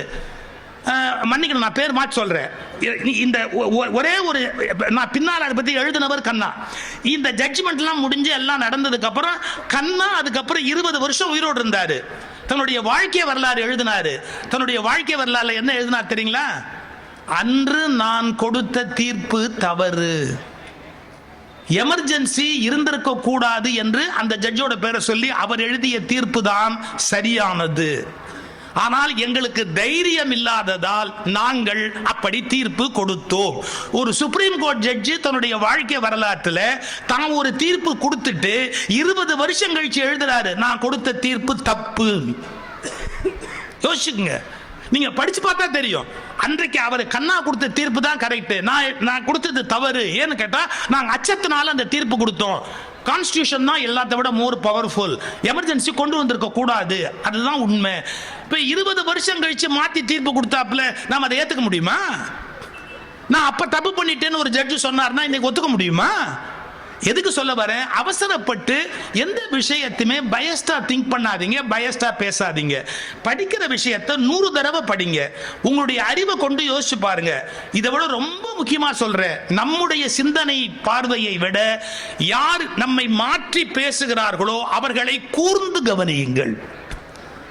ஏன்னா அவங்க என்ன வாதங்களை வைக்கிறாங்க அப்படிங்கிறது ரொம்ப முக்கியம். அவங்க சொல்றதுல ஏதாவது நியாயம் இருக்கா அப்படிங்கறத கேட்கறதுக்கு ஒரு பொறுமை வேணும். நான் என்ன சொல்லணும் அதை நீ கேட்டா போதும் அப்படிங்கிற வாழ்க்கை சரியில்லை. நீ என்ன சொல்றியோ அதை நான் கொஞ்சம் காது கொடுத்து கேட்டுக்கிறேன் அப்படிங்கிற வாழ்க்கை தான் சரியான வாழ்க்கையா இருக்க முடியும். நான் என்னுடைய எல்லா பேச்சிலையும் ஒரு கருத்தை வலியுறுத்துறேன். என்ன தெரியுங்களா? இந்த உலகம் நான் மட்டும் வாழ்வதற்காக படைக்கப்படவில்லை. இந்த உலகம் நான் மட்டும் வாழ்வதற்காக படைக்கப்படவில்லை, என் எதிரியும் வாழ்வதற்காகத்தான் இந்த உலகம் படைக்கப்பட்டிருக்கிறது. இந்த திங்கிங்கே பல பேர் கிடையாது. என்னை எதிர்க்கிறியா, அவனை ஒழிச்சிருவேன். தப்பு. நீ யார் அதை ஒழிக்கிறதுக்கு? அவனை யார் கொண்டு வந்தது? இயற்கை அல்லது இறைவன் அல்லது படைப்பு அவனை கொண்டாந்தது. நீ ஏன் கொண்டாந்த? அப்போ உன் கருத்துக்கு ஒருத்தன் மாறா இருந்தா அவனை ஒழிச்சிருவியா? நீ உனக்கு என்ன ரைட்ஸ் இருக்கு? உன் கருத்துக்கு மாறா இருந்தாலும் அவனுக்கு இந்த உலகத்தில் வாழ்வதற்கு உரிமை இருக்கிறது என்பதை புரிந்து கொள்வதில் தான் உண்மையான கல்வியினுடைய அடையாளம். இதுக்கு நான் ஒரு எக்ஸாம்பிள் சொல்றது உண்டு. பாலைவனத்துக்கு நீங்க போனீங்கன்னா பாலைவனத்துல கள்ளி செடி இப்படி கிளச்சிக்கிட்டு வரும். எங்க பாலைவனத்துல எங்கேயாவது தண்ணி கிடைக்குமா? குடிக்கிறதுக்கு தண்ணி கிடைக்குமா? கிடைக்காது. செடி வளர தண்ணி கிடைக்குமா? கிடைக்காது. அந்த பாலைவனத்துல ஒரு செடி வளர முடியுமா? முடியாது. அந்த பாலைவனத்துல வளர்றதுக்கு ஒரு செடியை இயற்கை அல்லது இறைவன் கொடுக்கிறார். நீங்க இயற்கைங்கிறதையும் இறைவன்கிறதையும் நான் பிரிச்சே பார்க்கறது இல்லைங்க. என்னுடைய பிலாசபி என்னன்னு கேட்டா, இறைவன் என்பது மூலப்பொருள், அதற்கு இயற்கை என்பது உடல். இயற்கை கடவுளின் உடல், இதான் என்னுடைய பார்வை. அந்த கடவுளின் உயிர் என்பது கடவுள் தத்துவமா பேசப்படுது. அதுக்கான உடல் இயற்கை, பஞ்சபூதங்கள், அதற்கான உடம்பு அது. இப்ப பாருங்களேன், இந்த பாலைவனத்துல ஒரு செடியும் வளர முடியாத போது அதுல வளர்றதுக்குரிய கெப்பாசிட்டியோட ஒரு கள்ளி செடியை கொடுத்துதான் இந்த கள்ளி செடி இலை விடுதான். இந்த இலையை அது காப்பாற்றுறதுக்கு என்ன பண்ணுது? இந்த இலையை யாரும் தின்னுடப்படாது அப்படிங்கிறதுக்காக, இந்த இலையை தின்னுடக்கூடாதுங்கிறதுக்காக முள்ளு முள்ளு முள்ளு முள்ளு முள்ளு முள்ளு முள்ளு முள்ளா ஒன்னும் கடிக்க முடியாது. கடிச்சா நாக்கு ரத்தம் வரும். அப்படி தன்னை பாதுகாக்க இது யார் கொடுத்தா? கள்ளி செடி கண்டுபிடிச்சதா? இயற்கை கொடுத்துருக்குது. முள்ளு முள்ளு முள்ளு முள்ளு முள்ளு முள்ளு கள்ளி செடியை கொடுத்துருக்குது. பாலைவனத்துல வளர முடியாத இடத்துல வளரக்கூடிய கெப்பாசிட்டியை கள்ளி செடிக்கு கொடுத்து, அதை ஒரு மிருகம் கடிக்க கூடாதுங்கிறதுக்காக அதுல முள்ளு முள்ளு முள்ளு முள்ளா இலைய கொடுத்த அதே இயற்கை அதை குறி வச்சு திங்கிறதுக்குன்னு ஒரு ஒட்டகத்தை படைச்சிருக்குது. அந்த ஒட்டகத்தை அதே பாலைவனத்துல விட்டுருக்குது.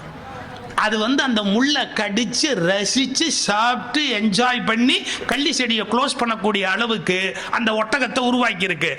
எந்த இயற்கை கள்ளி செடியை படைத்ததோ அதே இயற்கை தான் கள்ளி செடியை அழிக்கிற ஒட்டகத்தையும் படைத்தது. நீங்க என்ன புரிஞ்சுக்கணும்? பாலைவனம் என்பது கள்ளி செடிக்காக மட்டும் படைக்கப்படவில்லை, கள்ளி செடியை ஒழித்து கட்டுகிற ஒட்டகத்துக்காகவும் பாலைவனம் படைக்கப்பட்டிருக்கிறது. நம்ம ஆட்களுக்கு இதுக்கு புரியல சார். என்ன ஒருத்தன் எதிர்க்கிறான்னா அவன் உலகத்தில் இருக்கக்கூடாது. என் கருத்துக்கு எதிர்கருத்து யாரும் சொல்லக்கூடாது. நான் என்ன சொல்லணும் அதை மட்டுமே எல்லாரும் ஏத்துக்கணும். அவர்கள் மனிதர்கள் அல்ல, மிருகங்களை விட மோசமானவர்கள். என் கருத்துக்கு மாறான கருத்து சொல்றதுக்கு உனக்கு உரிமை இருக்குன்னு ஒத்துக்கிறாங்க பாருங்க, அவங்க தான் மிகச்சரியான மனிதர்கள். ஏன்?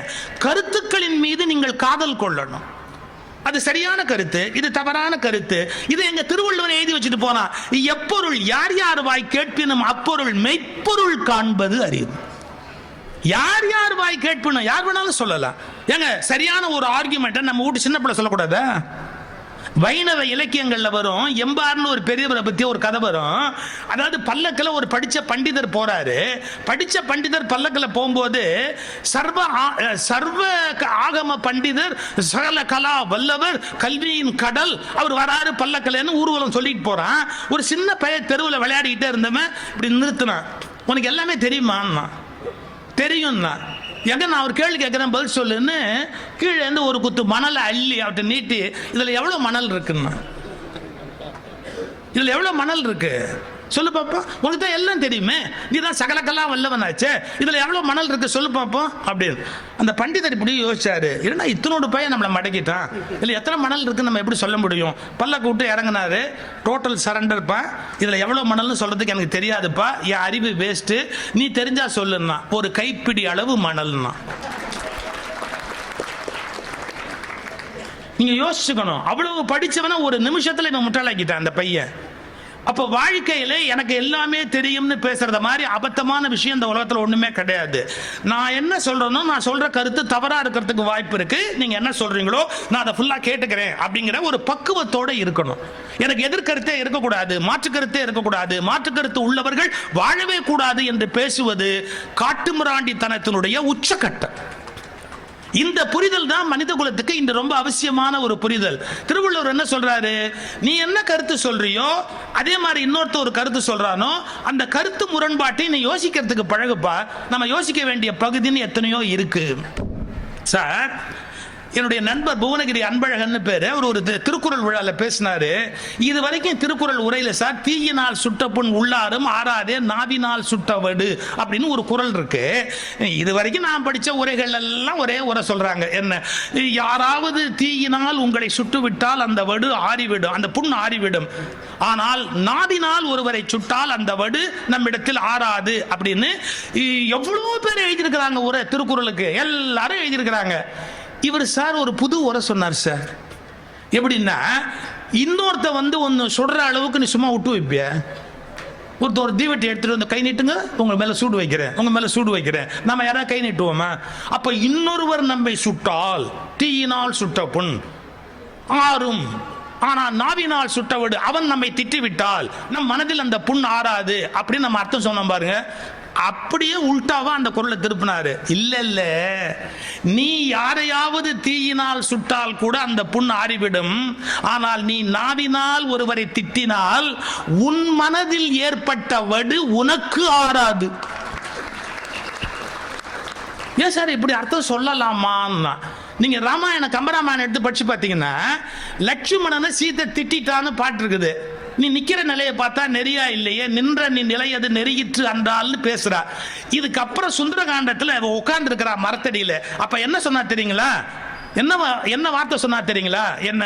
நான் மஞ்சனா மைத்துனனை நான் சொன்ன சொல் பிழை, அது பிழை என்று என்னை ராமன் நீக்கிவிட்டானோ என்று தான் தவறாக பேசிவிட்டோமே என்று அதை சீதை நினைத்து அழுகிறாள் என்று கம்பன் எழுதுகிறான். வாழ்க்கையில் நீங்கள் பிறரை குறித்து பேசுகிற பேச்சு அவர்களை சுடுவதை விட உங்களை அதிகமாக சுடும் என்பதை தயவு செய்து புரிந்து கொள்ளுங்கள். நமக்கு அது தெரியல. நம்ம என்ன நினைக்கிறோம்? நாம சொன்னா மற்றவனை சுட்டுட்டு தான் நினைக்கிறோம். கிடையாதுங்க. நாம சொல்ற மோசமான வார்த்தை, கெட்ட வார்த்தை, கொடுஞ்சொல் அல்லது நெருப்பு கக்குற சொல் என்ன ஆகும்னா, அங்க சுத்தி இங்க சுத்தி அங்க சுத்தி இங்க சுத்தி நம்ம கிட்ட தான் வந்து சேரும்.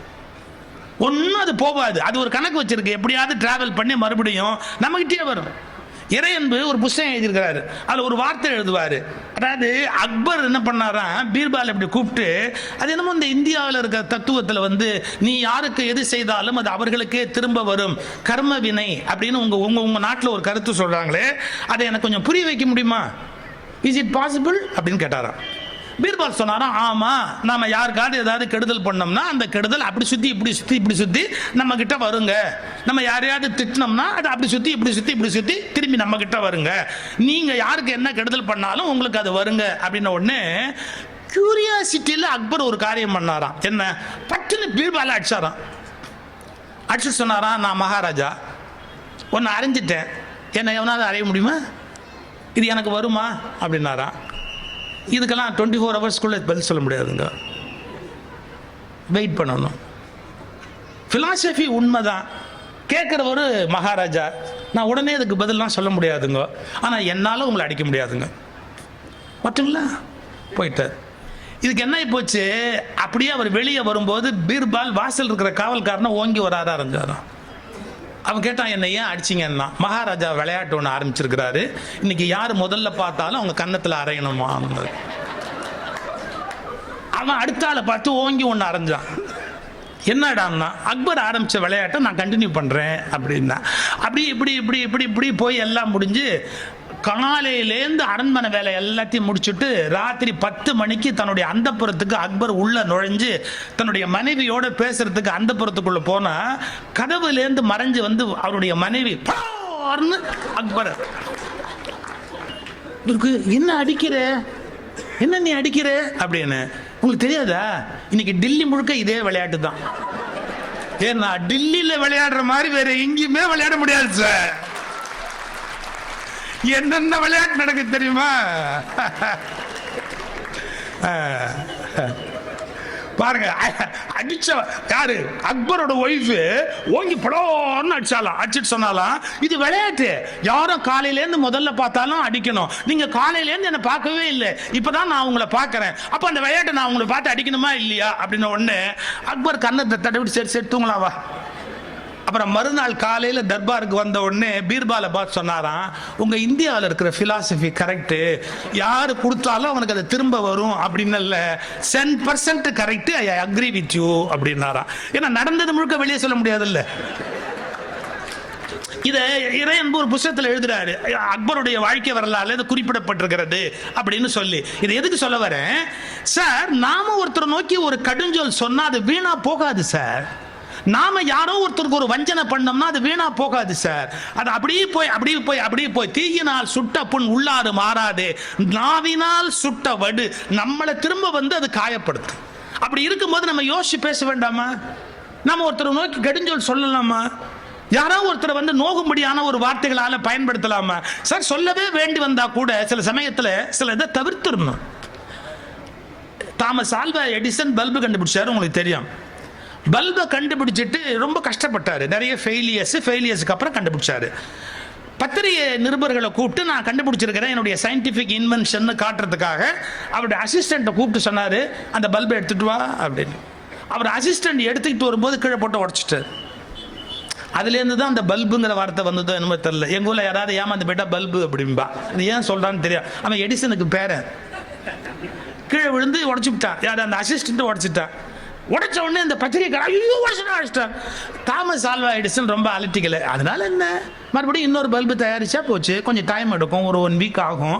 நீங்க ஒரு வாரம் கழிச்சு வந்து என்ன பாருங்க, நான் ரெடி பண்ணிட்டு உங்களை கூப்பிடுறேன் ப்ளீஸ் அப்படின்ட்டார். ஒன்று திட்டலை, செக்ரட்டரிய விட்டுட்டார். ஒரு வாரம் கழிச்சு மறுபடியும் ஆச்சு, பத்திரிகாரங்களெல்லாம் கூப்பிட்டாரு, அந்த பல்பை மறுபடியும் காட்டணும். அதே அசிஸ்டண்ட்டை கூப்பிட்டாரு, பல்பை எடுத்துட்டு வா. எல்லாரும் என்னங்க சொல்லியிருப்பான்? அது அவனையே அனுப்புறிய, அவன் தான் ஏற்கனவே உடைச்சவனாச்சு, அவன் தான் முன்னாடியே போட்டு உடைச்சானே. நம்ம மக்களுக்கு ஒரு அபிப்பிராயம், ஒரு தடவை ஒருத்தன் உடைச்சுட்டான்னா வாழ்நாள் முழுக்க அதே தான் அவன் செய்வான் அப்படிங்கிற அபிப்பிராயம் அந்த அம்மாமார்களுக்கு புள்ள மேல உண்டு. உங்ககிட்ட கொடுத்தா நீ கொட்டிடுவேன், உங்ககிட்ட கொடுத்தா நீ கொட்டிடுவேன், புருஷன் சொல்ல உங்ககிட்ட கொடுத்தா நீ செலவு பண்ணுவேன், உங்ககிட்ட கொடுத்தா நீ செலவு பண்ணுவேன்.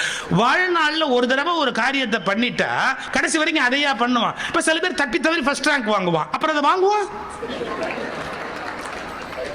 வாங்கவே மாட்டான். இது தெரியாம வந்துருச்சு ஃபர்ஸ்ட் ரேங்க், அதுக்கப்புறம் என்ன வந்தது அவன் பாட்டுக்கு ஒதுங்கி பேசாம போடுவான்.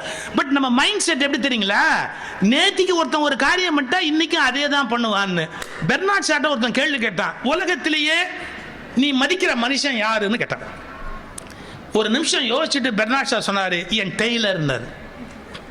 எங்க இந்த பதில் யாராவது எதிர்பார்ப்போமா? நீ மதிக்கிற மனுஷன் யாரு? என் டெய்லர்னாரு. ஏன் அப்படின்னா, அவன் தான் ஒவ்வொரு தடவையும் என்ன சரியா அளந்து பார்க்கறான். பழைய அளவை நம்பி என்ன அப்படியே இல்லை, நான் எப்படி இருக்கிறேன்றதை அப்பப்போ அளந்து பார்க்கறான். இது சாதாரண வார்த்தை இல்லைங்க. யாரை பத்தியும் ப்ரீ கன்சீவ்டு ஐடியாவோட லைஃப்ல அணுகாதீங்க. அவங்க ஃப்ரெஷ்ஷா இருக்கிறதுக்கு வாய்ப்பு இருக்கு. நேத்திக்கு கொலகாரனா இருந்தவன் கூட இன்னைக்கு நல்லவனா மாறி இருக்கலாம். இன்னைக்கு நல்லவனா இருந்தவன் கூட கொலகாரனா மாறி இருக்கலாம். நெருநல் உளன் ஒருவன் இன்றில்லை என்னும் பெருமை உடைத்து இவ்வுலகு. ஏன்னா மனுஷன் மாறிக்கிட்டே இருக்கிறான். அவன் நேத்திக்கு இருந்த மாதிரி இன்னைக்கு இருக்கணுங்கிற அவசியம் கிடையாது. இது நம்ம ஜனங்களுக்கு தெரியாது. நம்ம எப்படி பண்ணுவோம்னா, பழைய விஷயங்களை வச்சே புதிய முடிவுகளுக்கு வருவோம். அப்ப இந்த பத்திரிகை நிருபர்லாம் சொல்றாங்க, அவனையே இப்ப பல்ப் எடுத்துட்டு சொல்றீங்களே, அவன் உடைச்சிருவானேன்னு. எடிசன் 2 சொன்னாரு, இரு, போன தடவை உடைச்சதாலேயே இந்த தடவை ஜாக்கிரதையா கொண்டு வருவான். ஏன்னா வாழ்க்கையில் ஒரு தடவை ஒரு தப்பு பண்ணிட்டான். நம்ம தப்பு எவ்வளவு பெரிய தப்புன்னு உணர்ந்திருப்பான். இது எவ்வளவு கண்டுபிடிக்கிறது கஷ்டம்ங்கிறது அவனுக்கு தெரியும். இதை உடைச்சிட்டமேங்கிறது அவனுக்கு தெரியும். அதனால அவன் கண்டிப்பா தப்பு பண்ண மாட்டான். இது என்னுடைய முடிவு. அந்த தப்பு என்னன்னு உணர்ந்துட்டான், அவன் அந்த தப்பை செய்ய மாட்டான். இது முதல் விஷயம். 2, இப்ப அவன் உடைச்சா கூட நான் கோவப்பட மாட்டேன். ஏன் அப்படின்னா, பல்பு உடைஞ்சா வேற பார்த்து நம்ம செஞ்சிடலாம். நம்ம எதுக்கும் தகுதி இல்லைன்னு ஒரு மனுஷன் மனசு உடைஞ்சிட்டா அவன் அப்புறம் நம்மளால காப்பாற்ற முடியாது. எனக்கு பல்பு முக்கியம் இல்லை, மனுஷனோட மனசு முக்கியம். இதாங்க வாழ்க்கை. பொருள்கள் நாம கையாளுகிற கருவி. எப்ப வேணாலும் பொருள் வாங்கிக்கலாம். நீங்க பொருள் ஒண்ணு உடைஞ்சு போச்சுன்னு பிள்ளையை அடிக்காதீங்க. இதை ஏன் உடைச்சேன்னு கேட்டு பிள்ளையை அடிக்காதீங்க. ஏன்னா மனசு உடைஞ்சு போயிடும் பிள்ளைங்களுக்கு. நீங்க அதுக்கு பொம்மை கார் வாங்கி கொடுத்துருக்கீங்க, உடைச்சிருச்சா, அடிக்காதீங்க, வேற பொம்மை கார் வாங்கிக்கலாம். ஆனா நம்ம அப்பா மோசம் நம்மளை அடிக்கிறான்னு மனசு உடைஞ்சு போச்சுன்னு வச்சுங்க, நீங்க எவ்வளவு முயற்சி பண்ணாலும் மறுபடியும் அவனுக்கு அன்புள்ள அப்பாவா மாறவே முடியாது. அங்க ஒரு 5 வயசு பையன் கை தட்டுறான் பாருங்க, எப்படி தட்டுறான் பாருங்க. கருப்பு சட்டை, அந்த பையனை கூப்பிடுறாங்க. அந்த கருப்பு சட்டை, வட வட வட வட கண்ண வாடு. நீ ஏன்டா திரும்பி பாக்குற? நீ தான்டா, வட வட வா.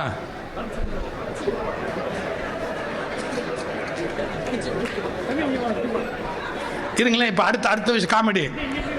அவனுக்கு ஜீவா பரிசு கொடுப்பாரு. அவர் தானே தலைவர். ஒரு புஸ்தகம் கொடுங்க. இந்த புக்கு கொடுங்க, எனக்கு கொடுத்த புக்கை கொடுங்க. வாடாங்க, கை தட்டுங்க அந்த பிள்ளைக்கு.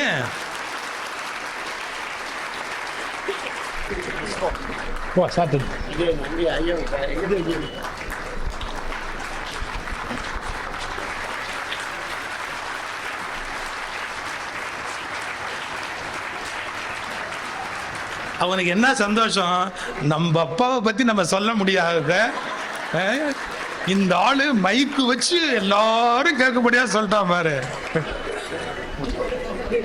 எதுக்கு சொல்ல வரேன் சார், ஒரு பொம்மை உடைஞ்சு போனா வேற வாங்கிக்கலாம் சார். பிள்ளையோட மனசு உடைஞ்சு போனா நம்ம ஏதாவது பண்ண முடியுமா? பிள்ளைங்க ஃபெயில் ஆயிடுச்சுன்னு வச்சுங்க, நீ உருப்படவே மாட்டேன், எப்ப பார்த்தாலும் ஃபெயில் சொல்லாதீங்க. நீ என்னமோ முயற்சி பண்ண போயிடுச்சு, அதனால என்ன, தாராளமா நீ மறுபடியும் ட்ரை பண்ணு, நீ உன்னை பத்தி எனக்கு தெரியும்டா டே, அப்படிதான் பாராட்டணும். இதுதான் ரொம்ப இம்பார்ட்டன்ட் லைஃப்ல.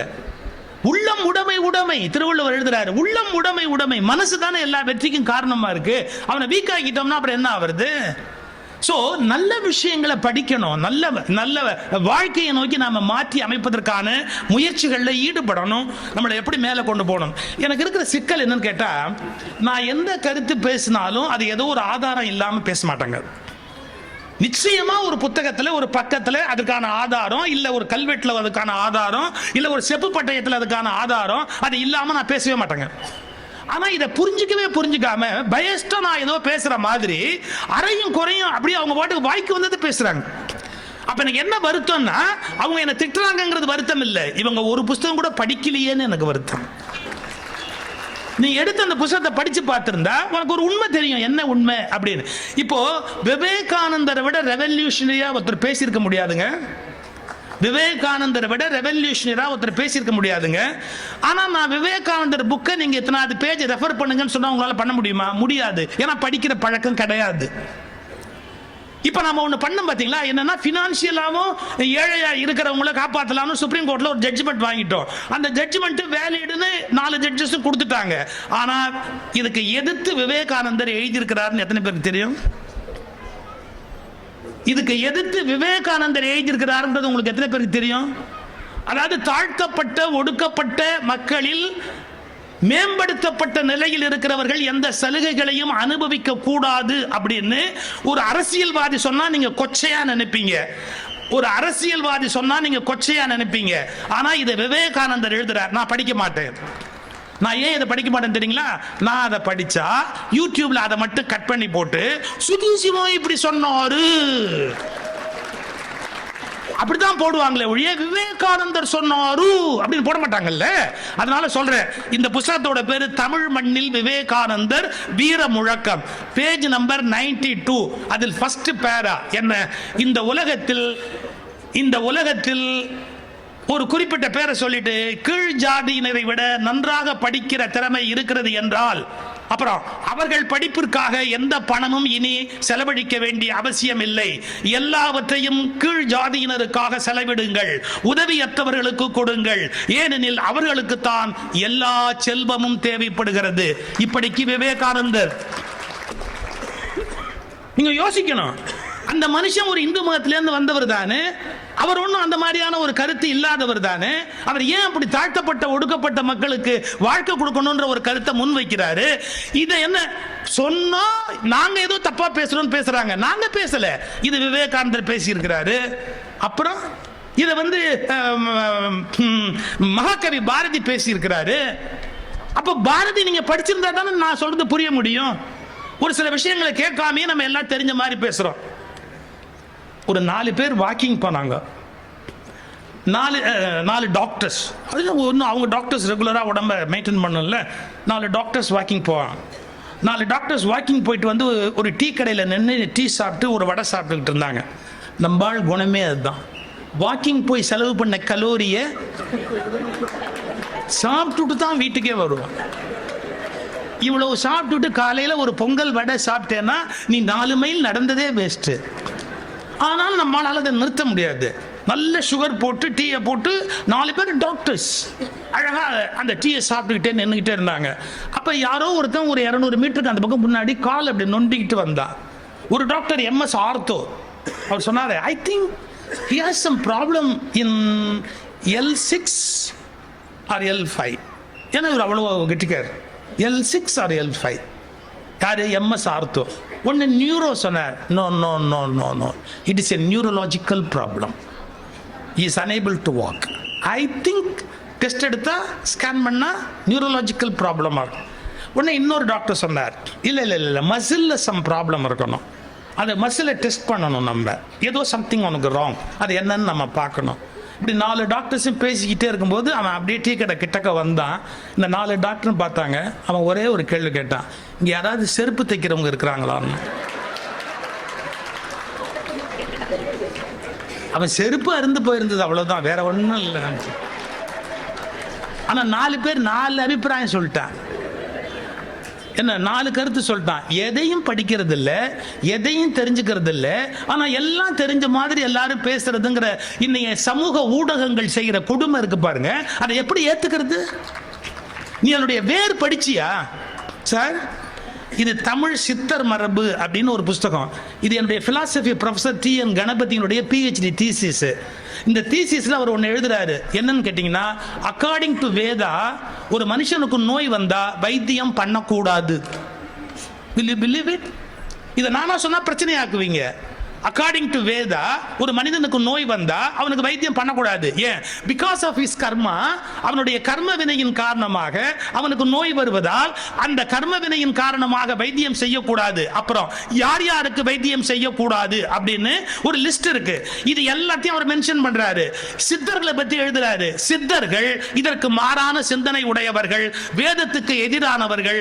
யாருக்கு நோய் வந்தாலும் அவர்களுக்கு வைத்தியம் செய்ய வேண்டும். சித்தர்களுடைய கோட்பாடு இது. ஏனென்றால் கர்ம வினையால் நோய் வருகிறது என்றாலும் அதை காப்பாற்ற வேண்டிய பொறுப்பு நமக்கு இருக்கிறது. இதை உணர்ந்து கொண்டு செயல்பட்டவர்கள் சித்தர்கள். அவருடைய PhD தீசிஸ் இது. ஆனா நம்ம அதை புரிஞ்சுக்கிறோமா? இன் வேதா வைத்தியம் பண்ணாதே அப்படிங்கிறதுக்கு ஒரு ஸ்டான்ஸா இருக்கு. Sir is a scholar, professor, philosophy professor. அது என்ன ஸ்டான்ஸா, எந்த வேதத்துல எங்க இருக்கு மென்ஷன் பண்றாரு அவரு. சோ ஒரு காலத்துல திங்க் பண்ண திங்கிங் பேட்டர்ன் தப்பா இருந்தது. அடுத்த காலத்துல அது மாறுது, அடுத்த நூற்றாண்டுல இன்னும் மாறுது. ஒவ்வொரு நூற்றாண்டுலயும் திங்கிங் பேட்டர்ன் மாறிக்கிட்டே போகுது. இதை நம்ம புரிஞ்சுக்கணுமா இல்லையா? அப்ப நீங்க புத்தகங்களை படிச்சா மட்டும்தான் உலகத்துல என்னென்ன மாற்றங்கள் நிகழ்ந்திருக்கிறது அப்படிங்கறத நீங்கள் புரிந்து கொள்ள முடியும். என்னென்ன மாற்றங்கள் நிகழ்ந்திருக்கிறதுங்கிறத உங்களுக்கு புத்தகங்கள் தான் கற்றுக் கொடுக்க முடியும். இதோட இன்னும் கொஞ்சம் ஒரு கோணத்தில் நீங்க யோசிச்சு பாருங்க. நம்முடைய வாழ்க்கை முறையில நாம் இன்றைக்கு அனுபவித்துக் கொண்டிருக்கிற பல விஷயங்கள், அறிவு சார்ந்த விஷயங்கள், இவையெல்லாம் நமக்கு யார் கொடுத்தா, எது கொடுத்தது, புத்தகங்கள் நம்முடைய வாழ்க்கையில எவ்வளவு பெரிய உதவியை நமக்கு செய்திருக்கிறது, இவைகளை எல்லாம் நாம யோசிச்சு பார்க்கணும். இப்படி சொல்றேன் பாருங்க. நான் ஏன் கற்கன்னு சொல்றேன் அப்படிங்கிற அந்த ஒரு பகுதியை மட்டும் நான் விளக்குறேன். இப்ப இந்த நாட்டில் 2 தியரி ஓடிக்கிட்டு இருக்குதுங்க. இந்த நாட்டில் 2 தியரி ஓடுது. என்ன தெரியுங்களா? இல்ல ஒருத்தன் ஜெனட்டிக்கலி அறிவாளியா இருந்தா மட்டும்தான் அறிவாளியா இருக்க முடியும். அதாவது படிக்கிறதுக்குன்னே சில பேருக்கு தான் தகுதி இருக்கு, அவன் அறிவாளியா பிறக்கணும், அப்படி ஜெனட்டிக்கலி அறிவுள்ளவன் தான் அறிவாளியா இருப்பான் அப்படின்னு சொல்ற ஒரு குரூப் இருக்கு. இல்ல எல்லாருமே படிச்சு மேல வரணும், ஜெனட்டிக்கலி இருக்கிற மேன்மைங்கிறத பத்தி பேசக்கூடாது, இது பொய், நாம எல்லாருமே படிச்சா முன்னுக்கு வந்துட முடியும் அப்படின்னு 2 கருத்து இருக்கு.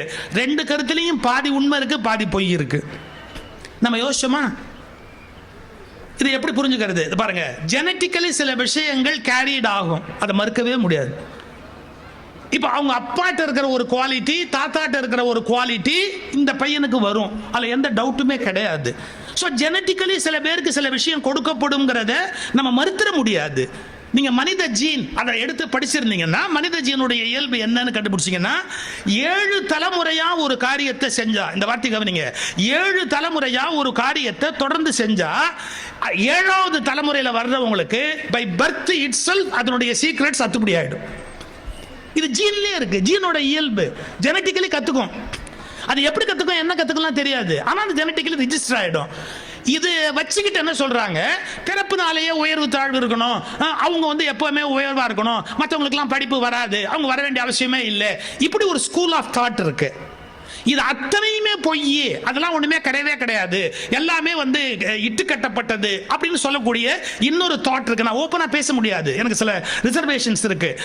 நான் ஒன்னு சொல்லட்டுமா? இது 2மே 50-50 தான் கரெக்ட். ஒரு உதாரணம் சொல்ற பாருங்க. தூக்கணாங்குருவி வீடு கட்டுற மாதிரி உங்களால் கட்ட முடியுமா? கரையான் புத்தெடுக்கிற மாதிரி உங்களால் புத்தெடுக்க முடியுமா?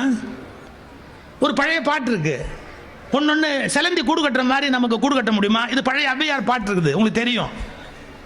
கரையான் புத்தெடுக்கிற மாதிரி நம்மளால எடுக்க முடியாது, செலந்தி வலை பின்னுற மாதிரி நம்மளால பின்ன முடியாது, இதை விட தூக்கணாங்குருவி வீடு கட்டுற மாதிரி நம்மளால கட்ட முடியாது.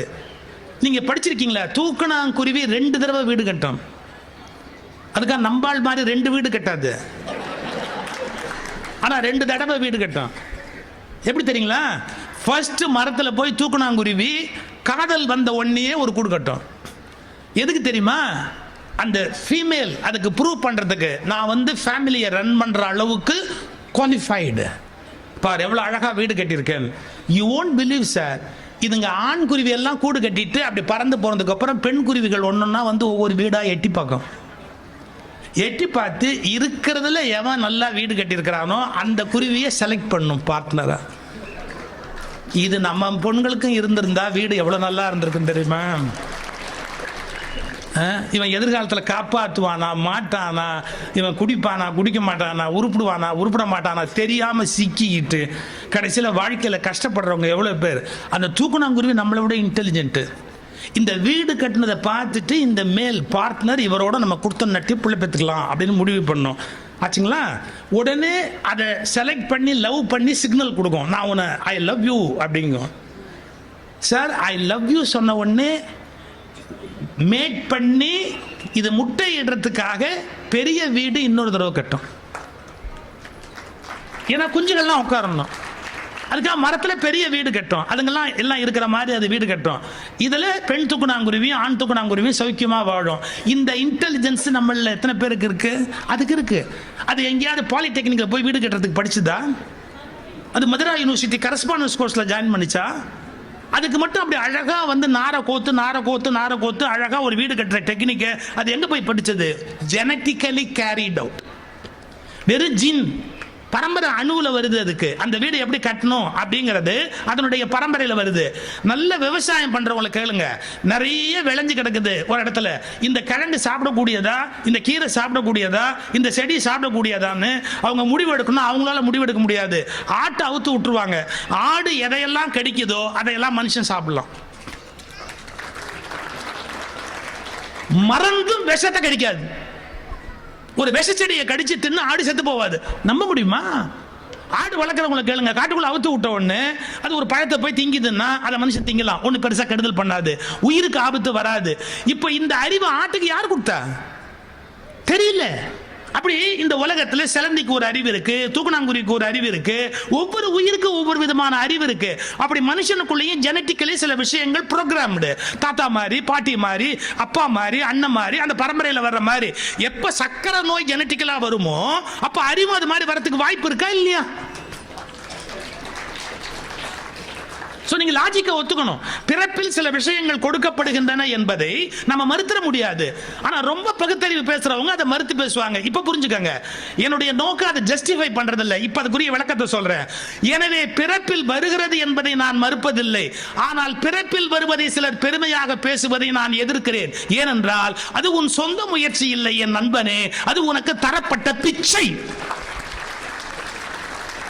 அது உனக்கு போடப்பட்ட பிச்சை.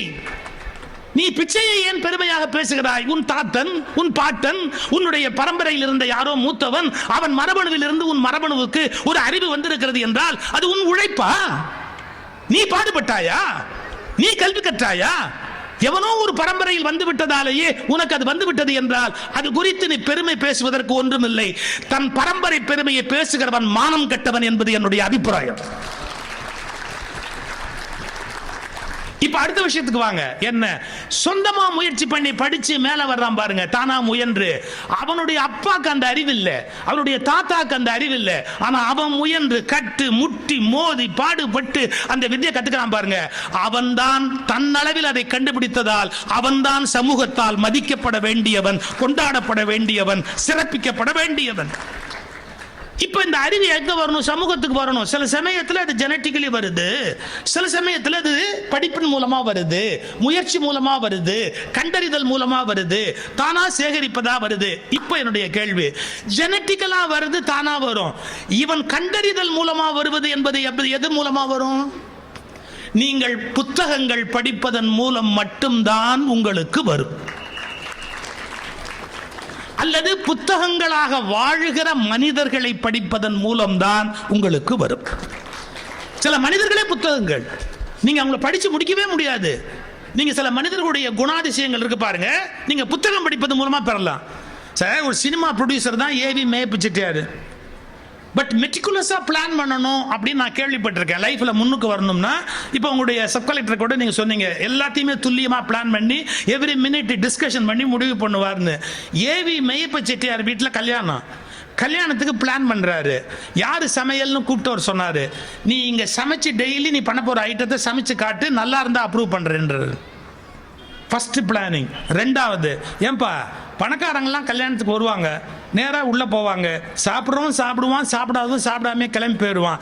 அவங்க கார் ஓட்டிட்டு வர டிரைவர்லாம் சாப்பிடணும்பா.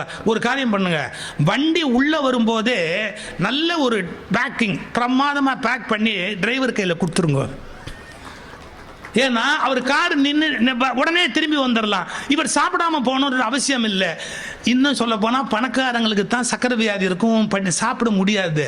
டிரைவருக்கு சாப்பிடணுன்ற ஆசை இருக்கும், முதலாளி விட மாட்டாரு. டிரைவருக்கு சாப்பிடணுங்கிற ஆசை இருக்கும், சாப்பிட்றதுக்கான ஹெல்த்தும் இருக்கும், ஆனா இவரு விட மாட்டாரு. அப்ப அவர் கஷ்டம் இல்லை. ஏவி மேய்ச்சிட்டார் யோசிக்கிறாரு, டிரைவர் வண்டி அப்படி உள்ள வரும்போதேப்பா நீங்க என்ன பண்றீங்க, இங்க இறக்கி விடுவாங்கல்ல, இறக்கி விட்டு வண்டி போகும்போதே டிரைவருக்கு ஒரு நல்ல சாப்பாடு பெரிய அளவில் பேக் பண்ணி கையில் கொடுத்துருங்க, வண்டியிலே சாப்பிட்டுக்கிட்டோம். அடுத்தது மூணாவது பிளான் பண்றாரு, இலை போட்டு இலையில சாப்பிடுற போது அந்த இலையோட சைஸ் என்ன? ஏன் சார் இது வரைக்கும் கல்யாணம் நடத்தின யாராவது இலையோட சைஸ் என்னன்னு கேட்டிருக்காங்க சார்? இலையோட சைஸ் என்ன? அடுத்தது அதுல பொரியல் நீ எங்க வைக்க போற, கூட்டு எங்க வைக்க போற, நீ பச்சடி எங்க வைக்க போற, நீ எந்தெந்த இடத்துல வைப்பேன்னு இது பாருங்க. அவர் சினிமா டைரக்டர். நீ என்ன பண்ற, ஒரு பேப்பர்ல வரைஞ்சி எடுத்துட்டு வர. அப்போ போதுமான அளவுக்கு அது இலையில பரிமாறினா அந்த இலையோட நீளம் பத்துமா, அது பார்க்க நல்லா இருக்குமா அப்படிங்கிறதையும் டிசைட் பண்ணிட்டு ஒரு இலையை கட் பண்ண சொல்லி, இலைன்னா பேப்பரில் இலையை வரைஞ்சி அதில் எல்லா ஐட்டமும் எங்கெங்க இருக்கணும், இவ்வளோ மெட்டிகுலஸாக ஒரு மனுஷன் பிளான் பண்ணாருன்னா அவரை யாராவது வாழ்க்கையில் வீழ்த்த முடியுமா? இது யாரோ ஒரு சினிமா டைரக்டர் தான், சினிமா ப்ரொடியூசர் தான். பட் அவர்களுடைய வாழ்க்கை வரலாறு படிச்சாதான் அவர் எவ்வளவு பெரிய நுட்பமான அறிவுடையவர்னு தெரியும். சார், அவருடைய லாஸ்ட் டே படுத்திருக்கிறார், சரவணன் எழுதுறாரு, ஏவிஎம் சரவணன் இதை எழுதுறாரு. என்ன சொல்றாரு? ஏன்பா பாத்ரூம்ல விளக்கு ஏன் வீணா எரியுது, பாத்ரூம் லைட் ஆஃப் பண்ணு. கோடீஸ்வரன் பாத்ரூம்ல ஏன் லைட் வீணா எரியுது, அதை ஆஃப் பண்ணு. அப்ப காசுக்கு கஞ்சமானவன் அர்த்தம் இல்ல. பாரதியாருடைய பாடல அரசாங்கம் வேணும்னு கேட்டபோது 10 பைசா கூட எனக்கு வேண்டாம், தேச உடைமை ஆக்கிக்கங்க அப்படின்னு கொடுக்கிற பண்பாடு அந்த மனுஷனுக்கு இருந்தது. ஆனா பாத்ரூம்ல ஏன் லைட் எரியுது, 10 பைசா வேஸ்ட் ஆச்சு, ஆஃப் பண்ணு அப்படின்னு சொல்ற குவாலிட்டியும் அவருக்கு இருந்தது. இப்போ இதை நான் எங்க போய் படிப்பேன்? எங்க அப்பா ஒரு பெரிய முதலாளி இல்லை. ஆனா ஏவி மேய்ப்பு செட்டியார் வாழ்க்கை வரலாறு படிக்கும் போது பலவிதமான ரகசியங்களை நான் கத்துக்கிறேன். புரியுதா? ஜெனட்டிக்கலா வர முடியாத பல விஷயங்களை பல பெரிய மனிதர்கள்ட்ட நீங்க கத்துக்க முடியும். இதுக்கு புத்தகங்களை படியுங்கள் அல்லது புத்தகமாகவே வாழுகிற மனிதர்களை படியுங்கள்னு சொல்றேன். புத்தகமாகவே சில மனிதர்கள் வாழ்வார்கள், அவங்களும் நீங்க படிக்கணும். வாழ்க்கையினுடைய அந்த இது முதல் செய்தி நான் சொல்ல வந்த விஷயம். ஆனா படித்ததையும் தாண்டி அதை வாழ்க்கையில நடைமுறைப்படுத்துவதற்கு முயற்சி பண்ணணும். மூணாவது, நாம நிறைய படிச்சிட்டோம் அப்படிங்கிற எண்ணத்துல இல்லாம நாம படிச்சதை அனலைஸ் பண்ணி திங்க் பண்ணி ஒரு முடிவுக்கு வரணும். சார், இன்னைக்கு 2 வரி நான் ஒரு புத்தகத்துல படிச்சேன் சார். வெறும் 2 வரி சார், 2 வரி சார். ஒரு 2000 ரூபாய் நோட்டு கீழே கிடந்தால் காகிதத்தை சாப்பிட வேண்டும் என்று கழுதைக்கு தெரியும். 2000 ரூபாய் நோட்டு கீழே கிடந்தால் காகிதம் சாப்பிட வேண்டும் என்று கழுதைக்கு தெரியும். 2000 ரூபாயை உடனே சாப்பிட்டு விடும். ஆனால் அதற்கு ஒன்று தெரியாது, 2000 ரூபாயை கடையில் குடைத்து பேப்பர் வாங்கினால் வாழ்நாள் முழுவதும் சாப்பிட முடியும் என்பது அந்த கழுதைக்கு தெரியாது. சாதாரணமான விஷயமா இருந்தது. 2000 ரூபாயை அப்பவே சாப்பிட்டாலும் சாப்பிடலாம். 2000 ரூபாய்க்கு பழைய பேப்பர் கடையில் கொடுத்து பழைய பேப்பர் வாங்கி வச்சா வாழ்நாள் முழுக்க கழுது சாப்பிடலாம். இது மனுஷங்க யோசிக்க வேண்டிய விஷயமா இல்லையா? 2 வரி, ஆனா வாழ்க்கையில் எவ்வளவு பெரிய விஷயம். அந்த 1000க்கு 2000க்கு ஓட்ட விற்கிறாங்களே.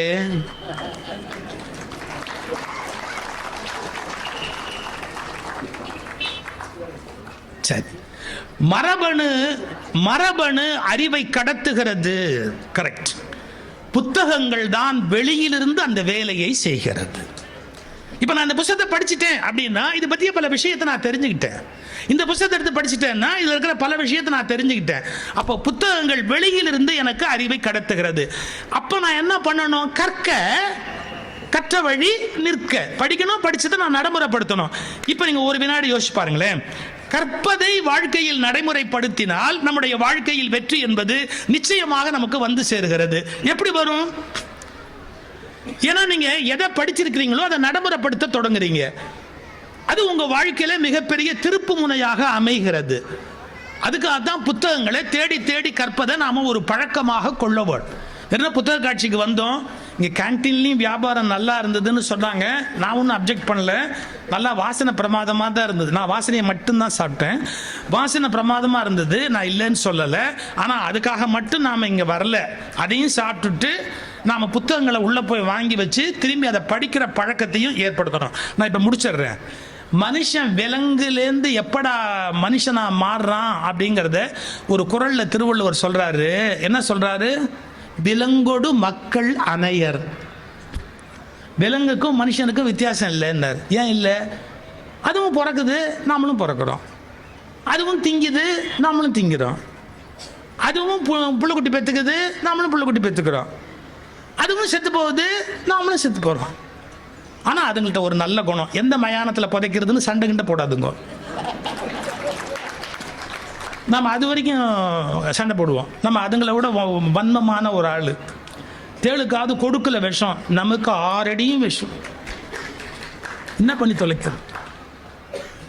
வள்ளலார் எழுதுறாரு, ஆகாரம் மைத்துனம் நித்திரை பயம், ஆகாரம் மைத்துனம் நித்திரை பயம் இவை நான்கும் விலங்குக்கும் மனிதனுக்கும் பொது. என்ன? சாப்பிடணும். மைத்துனம்னா உடல் உறவு கொள்றது, ஒரு விஷயத்தை பார்த்து பயப்படுறது, செத்து போவோமோ அப்படின்னு பயப்படுறது, இல்லை ஏதாவது வீணாப்படுமோ அப்படின்னு பயப்படுறது, அப்புறம் தூக்கம் வந்தவொடனே படுத்து தூங்க ஆரம்பிச்சிடுறது. ஆகாரம் மைத்துனம் நித்திரை பயம் இவை நாளும் விலங்குக்கும் மனிதனுக்கும் பொது. இந்த விலங்கா இருக்கிற வரையில ஜெனட்டிக்கலி என்ன கேரிடோ அது மட்டுமே போயிட்டு இருக்கோம். நீங்க எப்போ உங்களை வசதி மேல கொண்டு வரலாம் அப்படின்னு கேட்டா, நல்ல புஸ்தகங்களை நீங்க படிக்க ஆரம்பிக்கிற போது ஜெனட்டிக்கலி உள்ள வந்த விஷயத்தை மாத்திக்கிட்டு, நான் தப்பா இருக்கேன்ல, நான் இன்னும் கொஞ்சம் வளரலாம்ல, நான் இன்னும் கொஞ்சம் ஸ்ட்ரைட்டா போலாம்ல, நான் இன்னும் கொஞ்சம் நேர்மையா மாறலாம்ல அப்படிங்கிற அறிவை எனக்கு புஸ்தகம் கொடுக்க கொடுக்க கொடுக்க கொடுக்க நான் என்ன ஆறேன்? விலங்கிலிருந்து மனிதனாக உயர்ந்து அதைவிட உயர்ந்த நிலைக்கு என்னை நோக்கி இட்டு கொண்டு போகிறேன். இப்போ அந்த குறளை முழுக்க படிங்க. இலங்கு நூல் கற்றாரோடு ஏனையவர்னு திருவள்ளுவர் எழுதுறாரு. விலங்குக்கு மக்களுக்கு என்ன வித்தியாசம்னா, விலங்குகள் புத்தகம் படிப்பதில்லை, மனிதர்கள் புத்தகத்தை படிப்பதால் விலங்காக இருப்பதில்லை. அப்ப நம்ம மனுஷனா மாறணும்னா என்ன படிக்கணும்? புத்தகம் படிக்கணும். ஏன்னா நம்ம விலங்குல இருந்து வெளியே வரணும். விலங்குக்கு அது என்ன மாதிரி ப்ரோக்ராமோ அதுதான். ஒரு தவளை முன்னாடி தூக்கி ஒரு தேலை போட்டிங்கன்னா, இந்த யூடியூப்ல பாருங்க, ஒரு தவளை முன்னாடி தூக்கி ஒரு தேலை போடுங்க, அப்படி கடிச்சு திங்கும். அது நினைச்சு வெஜிடேரியனா அதால மாற முடியாது. அது நீங்க இப்ப கோச்சிக்க முடியுமா? ஏதாவது நீ வெஜிடேரியனா மாறணும்னு போய் கேட்க முடியுமா? முடியாது. பட் நமக்கு ஆப்ஷன் இருக்கு. வேணும்னா வெஜிடேரியனா இருக்கலாம், வேணும்னா நான் வெஜிடேரியனா இருக்கலாம், வேணும்னா 48 நாள் விரதம் இருக்கலாம், வேணும்னா தண்ணி குடிச்சிட்டு இருக்கலாம், வேணும்னா 10 பேருக்கு சாப்பாடு போடலாம், வேணும்னா நம்ம சாப்பிடாம உட்கார்ந்து இருந்து செத்து கூட போகலாம். அந்த உலகத்துல இந்த ஆப்ஷன்ஸ் மனுஷனுக்கு இருக்கு பாத்தீங்களா? இந்த ஆப்ஷன்ஸ் எதுவுமே விலங்குக்கு கிடையாது. அதுக்கு விலங்குனே ஏன் பேர் தெரியுங்களா? தன்னுடைய சுய வில், அதாவது ஃப்ரீ வில் எக்ஸிக்யூட் பண்ண முடியாததால தான் அது விலங்கிடப்பட்டது விலங்கு. ஆனா ஃப்ரீ வில் எக்ஸிக்யூட் பண்ணி தன்னை கீழே இருந்து மேல தூக்கிட்டு போகக்கூடிய கெப்பாசிட்டி மனிதனுக்கு இருப்பதால தான் இவன் விலங்கு இல்லை. அப்ப நம்ம விலங்கு இல்லைன்னு ஆகணும்னா விலங்கோடு மக்கள் அணையார் அந்த குறளை எடுத்து வீட்டில் போய் தயவுசெய்து எடுத்து படிச்சு பாருங்க. நம்ம விலங்கா இல்லாம ஆகணும்னு நினைச்சோம்னா என்ன பண்ணணும்? கற்பதன் மூலம் மட்டும்தான் விலங்கிலிருந்து விடுதலையாகி மனிதனாக நம்மால் உயர முடியும். எனவே புத்தகங்களை நேசியுங்கள், புத்தகங்களை வாசியுங்கள், புத்தகங்களை சுவாசியுங்கள். நன்றி, வணக்கம்.